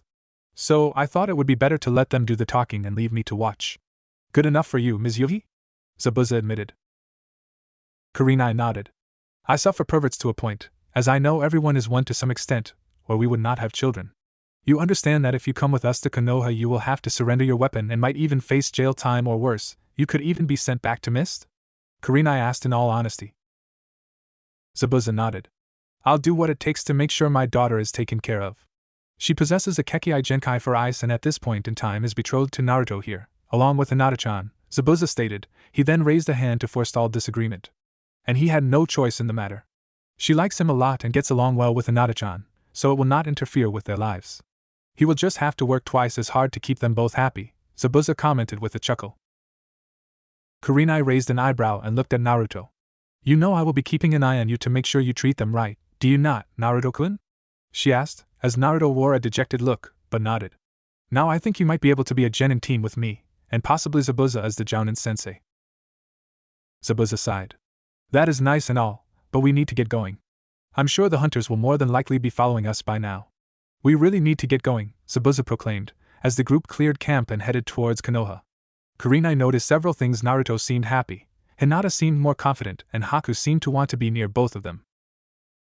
It was just another boring day for both Kotetsu and Izumo, as they were on guard duty at the east gates today. They had already gone over the possible strategies for repulsing a full-scale incursion from Iwagakure no Sato from the east, no less. They had played over 50 games of Janken, rock, paper, scissors, with no conclusive results. They were by now completely bored and they still had an hour left on their shift. Izumo glanced down the road in an effort to not fall asleep. He noticed 5 figures coming up the road towards the village gates. He elbowed his partner as they looked down the road. One of them was a large man carrying a rather large sword on his back. There was a woman who appeared to be familiar. Then there were what appeared to be 3 children about the age of most genin graduates. One caught their eyes in particular. He had a head crowned in golden blonde hair. "Go tell the Hokage that he's back," Izumo said, as Kotetsu nodded and disappeared in swirl of leaves. Izumo got up and left the shack, which was basically his guard station, and moved to the middle of the gates. "Halt and identify yourselves," he called out when the group moved to within 50 feet of the gates. Naruto shook his head. "You have to be kidding me. You'd think they wouldn't have forgotten me so soon," Naruto said, as he sighed and cupped his mouth. "Fine, it's Naruto Uzumaki, Hinata Uzumaki, Kurenai Yuhi, and guests, Zabuza Momochi, and Haku Momochi respectively," he yelled at Izumo. "I can identify 4 of you, but I would like for Zabuza-san to set all weapons on the ground and step away from them. I would also like for Haku-san to do the same thing, so that Zabuza-san can be taken into custody for determination from the Hokage," Izumo ordered. Zabuza shrugged, as he put his sword on the ground, followed by a couple weapons pouches and several scrolls. Haku also put her weapon pouches on the ground in front of her and moved behind Naruto. Zabuza looked at Izumo and shrugged, and asked, "Is that good enough? The Gaki told me this might happen." Several ANBU appeared around the group and put chakra cuffs on Zabuza. "You're coming with us, Demon of the Mist," the bear ANBU ordered, as Zabuza offered no resistance and was led away. Zabuza looked directly into Naruto's eyes as he was led away and ordered, "You take care of Haku or else." Naruto smiled warmly and nodded as Zabuza disappeared around a corner. "So do we wait here or do we get to see Hokage-sama?" Naruto asked playfully. Both Hinata and Kurenai didn't miss the anger in him calling the Hokage by his title. Kotetsu appeared next to Izumo and whispered into his ear. "You can go see the Hokage, and Kurenai-san, he's expecting a full report," Izumo stated, as he moved aside for the 4 to enter. Haku had noticed the angry glances the villagers had kept giving the group. She deduced that they were angry at Naruto for some reason. Their earlier discussion had made her understand how she and Naruto were alike. In Water Country, bloodlines were hated and they would either kill the possessor or they would try to run them out of the country. Death was preferable for the people of water. She had asked why Naruto showed such deep hurt in his eyes, but he would never answer. Hinata had told her that Naruto was not liked very much because circumstance surrounding his birth, and that he would have to tell her himself. This had confused Haku, as she didn't understand why people would hate Naruto enough to give him as bad a life, as Hinata had described. She was not sure of this Kurenai woman either, but she seemed to be on the good side of Naruto and Hinata. "So what can I expect when we meet the Hokage?" Haku asked. Naruto chuckled, as he said, "He's old." Naruto teased, with an annoyed look on his face. "Naruto-kun, be nice. I know he wronged us, but he should be able to make some of it up to us by now," Hinata stated, as she also looked rather annoyed. Kurenai sighed. "Naruto, Hinata, I know that he did do some things wrong, but are you going to hold it against him forever?" Kurenai questioned. Naruto stopped in the middle of the road and looked directly at Kurenai. "Kurenai-sensei, we both got the short ends of the stick, and he even added to our misery. Should all be forgiven so easily?" Naruto quipped. Kurenai smirked and looked up. "Well, you are engaged to 2 pretty young women, who are quite talented and they seem to be quite taken with you," she replied. She then looked Naruto in the eyes and continued, "If he had not done what he had done, he and Haku might be dead by now." Naruto sighed and lowered his head in recognition, and said, "I guess you're right on that one. Kakashi might have killed Zabuza, and if he found out about Haku here, he might have either killed her or brought her back to the village as a trophy for breeding stock for her special gift," Naruto replied, as Kurenai nodded and Haku became angry at the possibilities of her being away from Naruto's protection, let alone his side, or even worse, as some breeding whore. Naruto allowed the females to enter the office before him and Haku entered just before Naruto, as if to show that she might be a boy, instead of a girl. Naruto inwardly smirked at Haku's antics. "So Hokage-sama, I heard you wanted to speak to us when we returned," Naruto said in a bored tone. Sarutobi rolled his eyes, as he knew now Naruto had yet to forgive him. Sarutobi read the paper that was handed to him by Kurenai, as he began to acknowledge the people who had just entered his office. "Yes, Naruto, I wanted to know how your vacation went with your lovely fiancée. I hope you haven't taken the dive into marriage just yet," Sarutobi teased, with a blush on his face hidden by the paper. Hinata sighed at this quip. She then said, Hokage-san, we are not ready to do that just yet. I see from this report and the other one that you were in league with the wanted criminal, Zabuza Momochi. Care to explain, Hinata? Sarutobi purposely wanted to get the information from Hinata, as she was more than likely be less angry at him. He was mistaken. Hinata glared at Sarutobi. She angrily replied, First, you accuse us of taking of the forbidden fruit of marriage, and then you accuse of willingly consorting with criminals. Haku was surprised at Hinata taking such a forceful approach with the Kage. Sarutobi sighed, as he understood that putting Hinata on the spot wasn't the right choice. So then fill me in on what happened then, he asked in a pleasant tone. Hinata looked at Naruto, who nodded. She then said, We had just finished collecting a bounty on some bandits on one of the coast roads when we ran into Haku and Zabuza. Naruto-kun decided to not look threatening when we saw the two of them, as he recognized Zabuza from the book Kurenai-sensei left with us, Hinata admitted. Sarutobi raised an eyebrow, as he looked at Kurenai, but only said, Please go on. But the look on his face told Kurenai that she could expect a tongue lashing after this meeting. Zabuza-sensei, Hinata attempted to continue, but was interrupted by Sarutobi. Sensei, why are you referring to him as sensei? Sarutobi asked in an attempt to end his confusion. I was getting to that, Hokage-san. Zabuza-sensei recognized that we had training, but he also decided he would train us. He gave us little choice in the matter, thus the reason why we call him sensei, Hinata explained with an annoyed tone.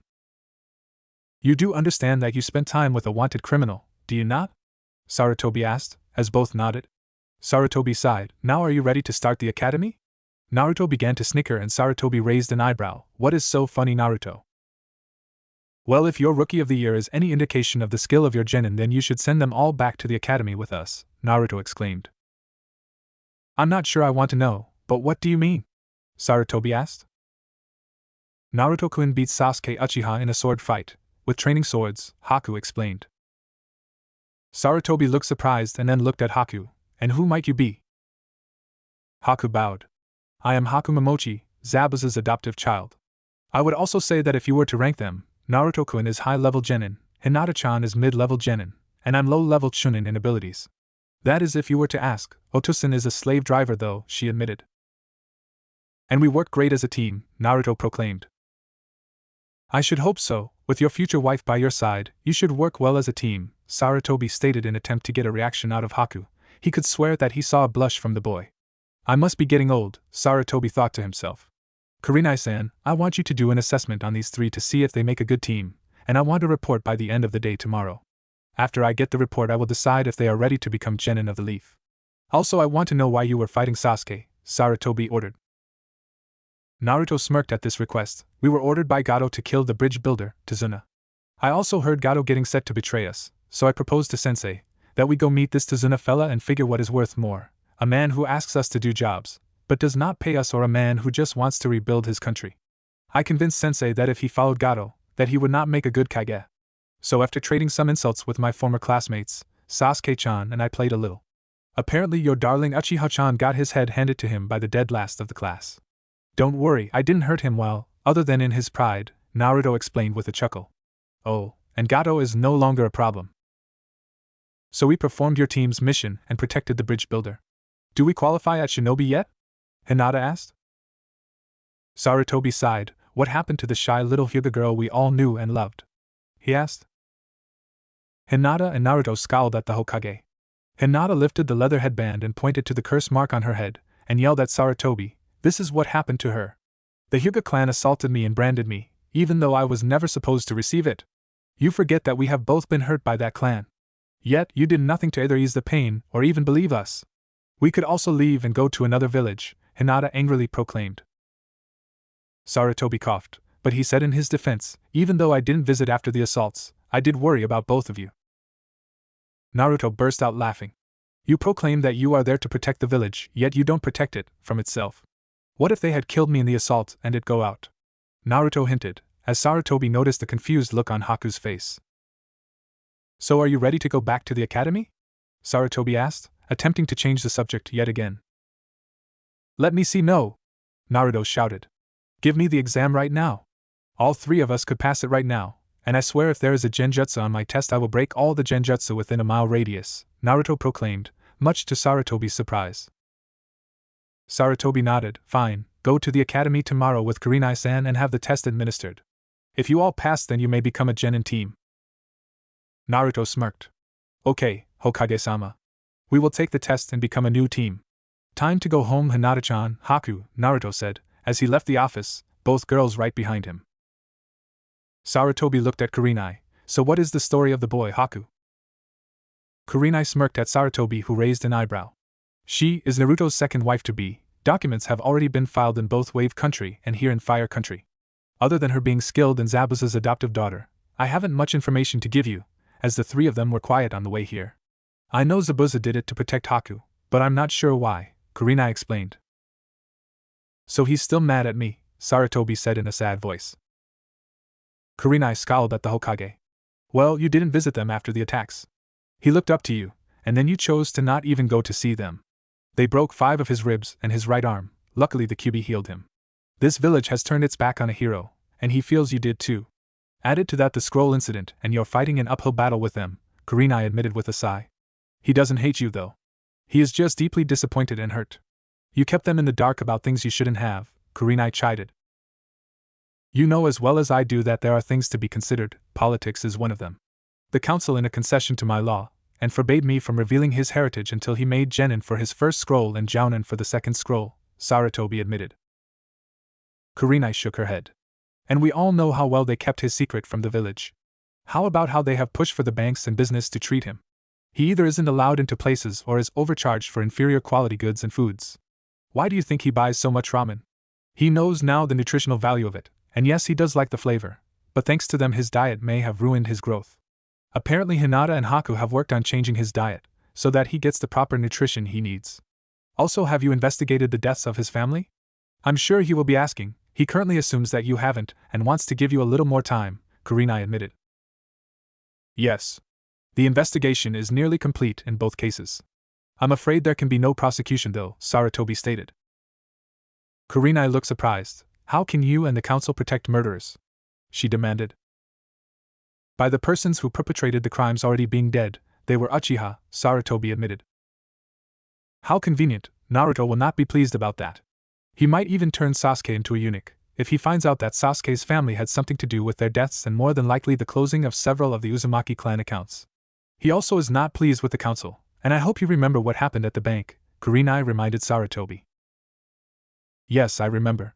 The council was furious that he now has access to the money from the Uzumaki clan. They wanted to immediately seize the funds and put them into the village general fund. I stopped it, stating that they would be stealing from refugees from another village. This stopped them, as they didn't want to tarnish the village's reputation, Sarutobi stated angrily.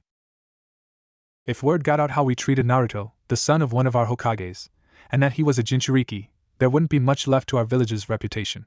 Is there anything else, as I have to talk to Iruka-san to get the test ready for the 3 of them tomorrow? Kurenai asked in a neutral tone.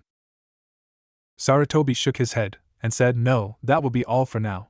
Report here before you go and test them in the morning. Naruto, Hinata, and Haku climbed the stairs to the door. I hope Otosan is okay, Haku commented to no one in particular. He will be fine. We will check on him tomorrow. He gave up without a fight and gave no resistance, so he should be fine. He knew that this would happen. I'm just hoping that sensei is released, Naruto admitted, as he put a reassuring hand on her shoulder and smiled warmly. Naruto opened the door, letting the girls lead the way into the single-bedroom apartment. Hinata suddenly gasped, and Naruto ran in quickly. What's wrong, Hinata-chan? Naruto asked, as he looked around for a threat only to find the interior of his apartment had been changed.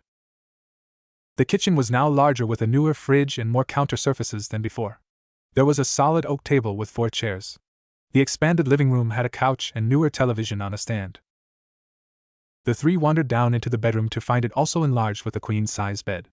They left the bedroom for the bathroom, which was cozy for 2 before now could fit all 3 of them in comfort at the same time, with a couple showers, 2 toilets, and a large bath. They found stairs leading down, near a storage closet.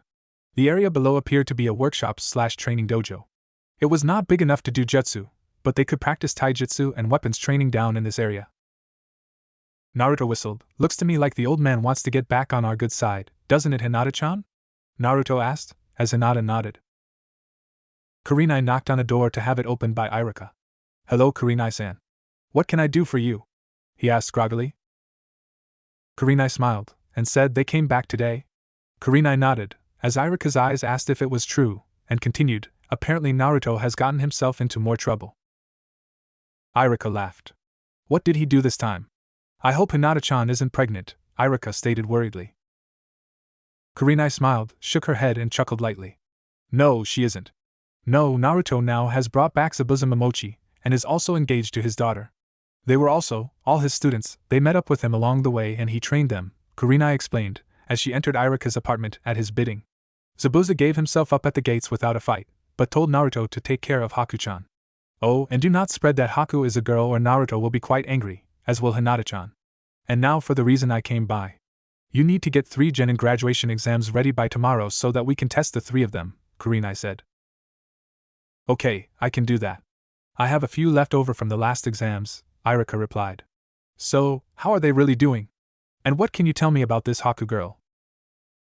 Naruto looked at the fridge and stood in awe and said, fresh food and none of it spoiled. Haku was worried about her future husband, if he reacted to fresh food in this way. Naruto-kun? She asked. Yes, Haku-chan? He replied. Why are you impressed by fresh food? Haku asked, knowing that Naruto would answer, but she was not ready for the answer he would give. Haku-chan, please sit down, there are few things we need to discuss, Naruto said in a worried voice, and this only amplified Haku's worry. There's something I need to tell you about me and want you to hold judgment until after you have heard me out, Naruto said and then sighed, as he prepared himself to begin. Hinata moved up and began to rub his shoulders. Haku now knew this was important. Haku-chan, I need to know what you know about Bija and Jinchuriki. Haku contemplated the question before giving an answer. She began. Bija are tailed beasts that have ravaged the elemental nations from time to time. Jinchuriki are those people who have been used to stop those rampages, by having the beasts sealed within them. Naruto nodded. Do you know how old I am?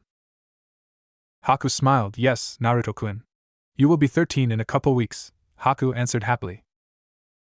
Naruto weakly smiled at Haku. Have you heard of the Kyuubi?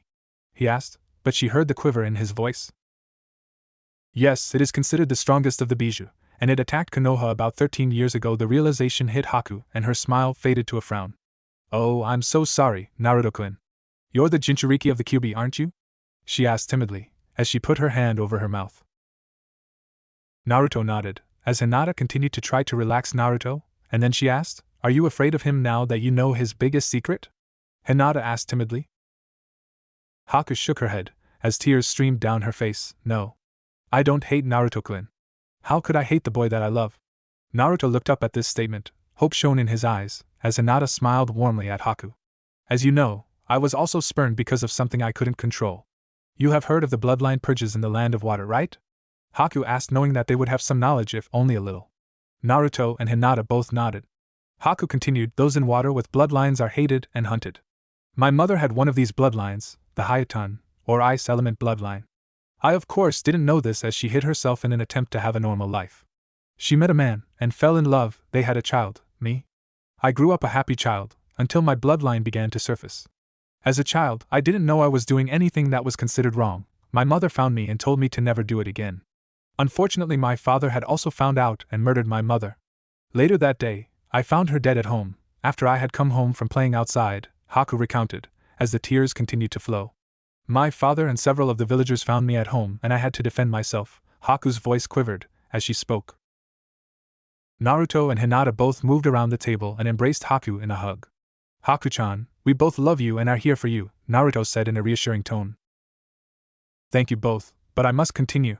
I lived on the streets for a year or two before Otosan found me. You know most of the rest from that point on, as he gave me a purpose to live, Haku stated, as she leaned into Naruto's shoulder and hugged Hinata's waist.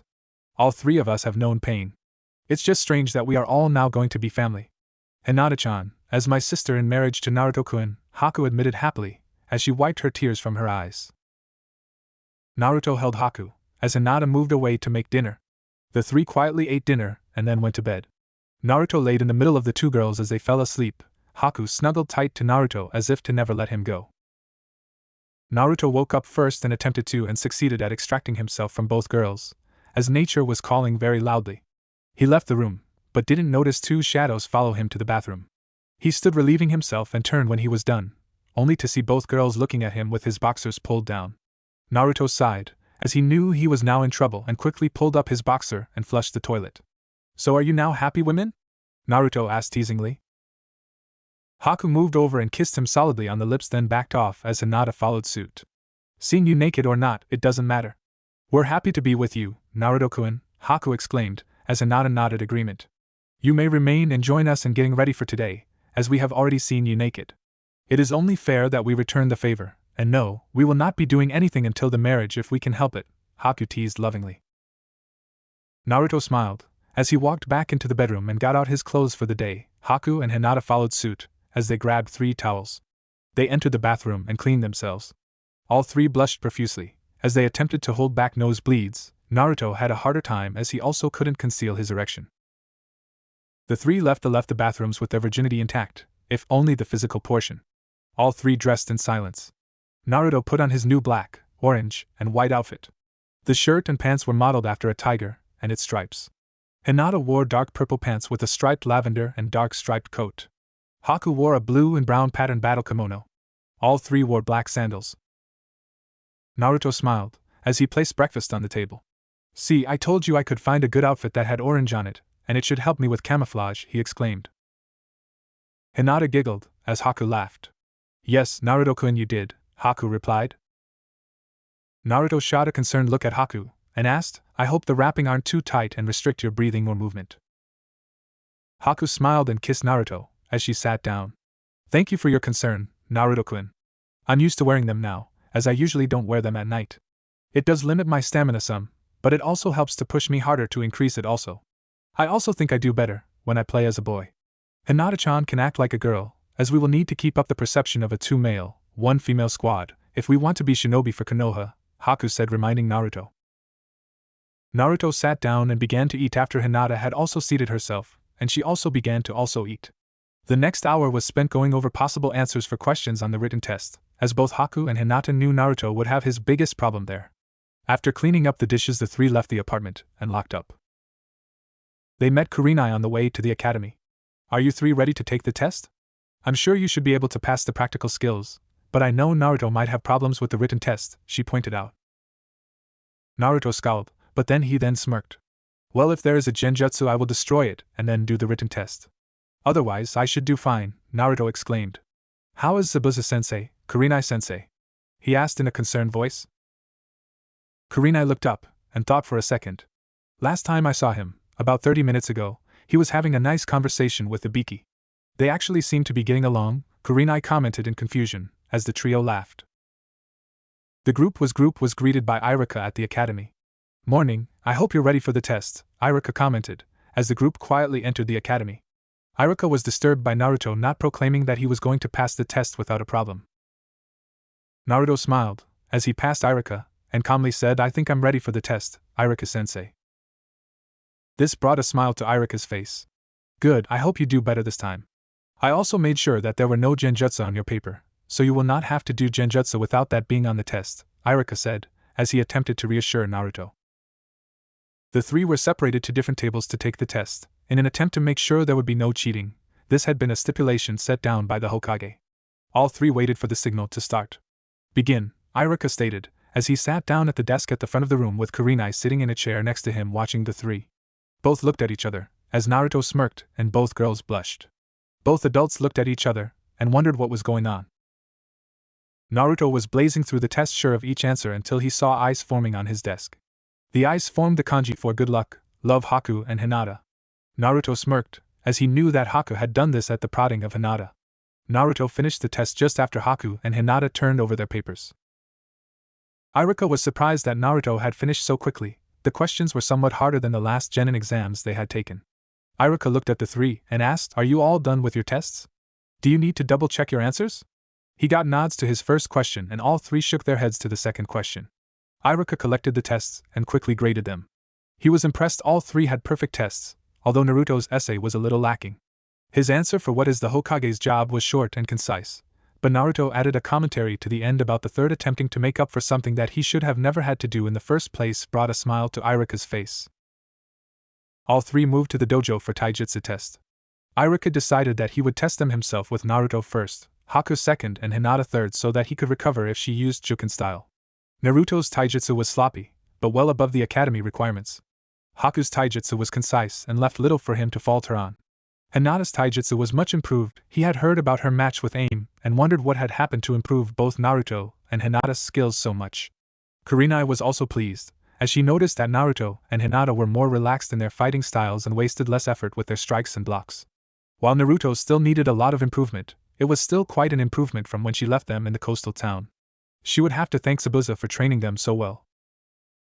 Given what I've seen so far, none of you should have any problems with passing this exam, but don't let it go to your heads, Iruka complimented, but his warning was directed at Naruto, who just gave a big foxy grin. Next was the weapons test, and Naruto looked at the training dummies. You got rid of the one with magnets, didn't you?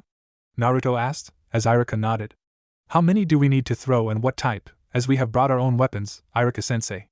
You know, so we don't get junk, no offense, but after last time I want to be sure about what we are doing, Naruto commented, as Iruka nodded. You will need to hit the targets with 10 shuriken, 10 kunai, and 10 saban. There are a possible 30 points in this portion. Yeah, I know makes the math easier for grading, Iruka admitted, as he rubbed his finger under his nose. Naruto began to laugh as the girls began to giggle. We have enough targets for all of you to use one target for each type of weapon. We want you to hit the targets, not critical locations. This is an accuracy test, not a test to find out if you know how to kill or disable, Iruka pointed out, as the three lined up and pulled out shuriken. All three studied the targets for a minute, then threw their shuriken. They moved on to the next dummy and followed the same procedure, as they did for the last set of dummies.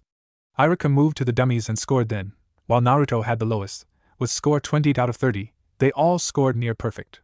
He appeared to be lacking skill with saban. The three collected their weapons and waited for the ninjutsu test. This test went quicker than before as all three did the transformation technique at the same time. The substitution technique went quickly too, as all three just used chairs around the room to replace with themselves.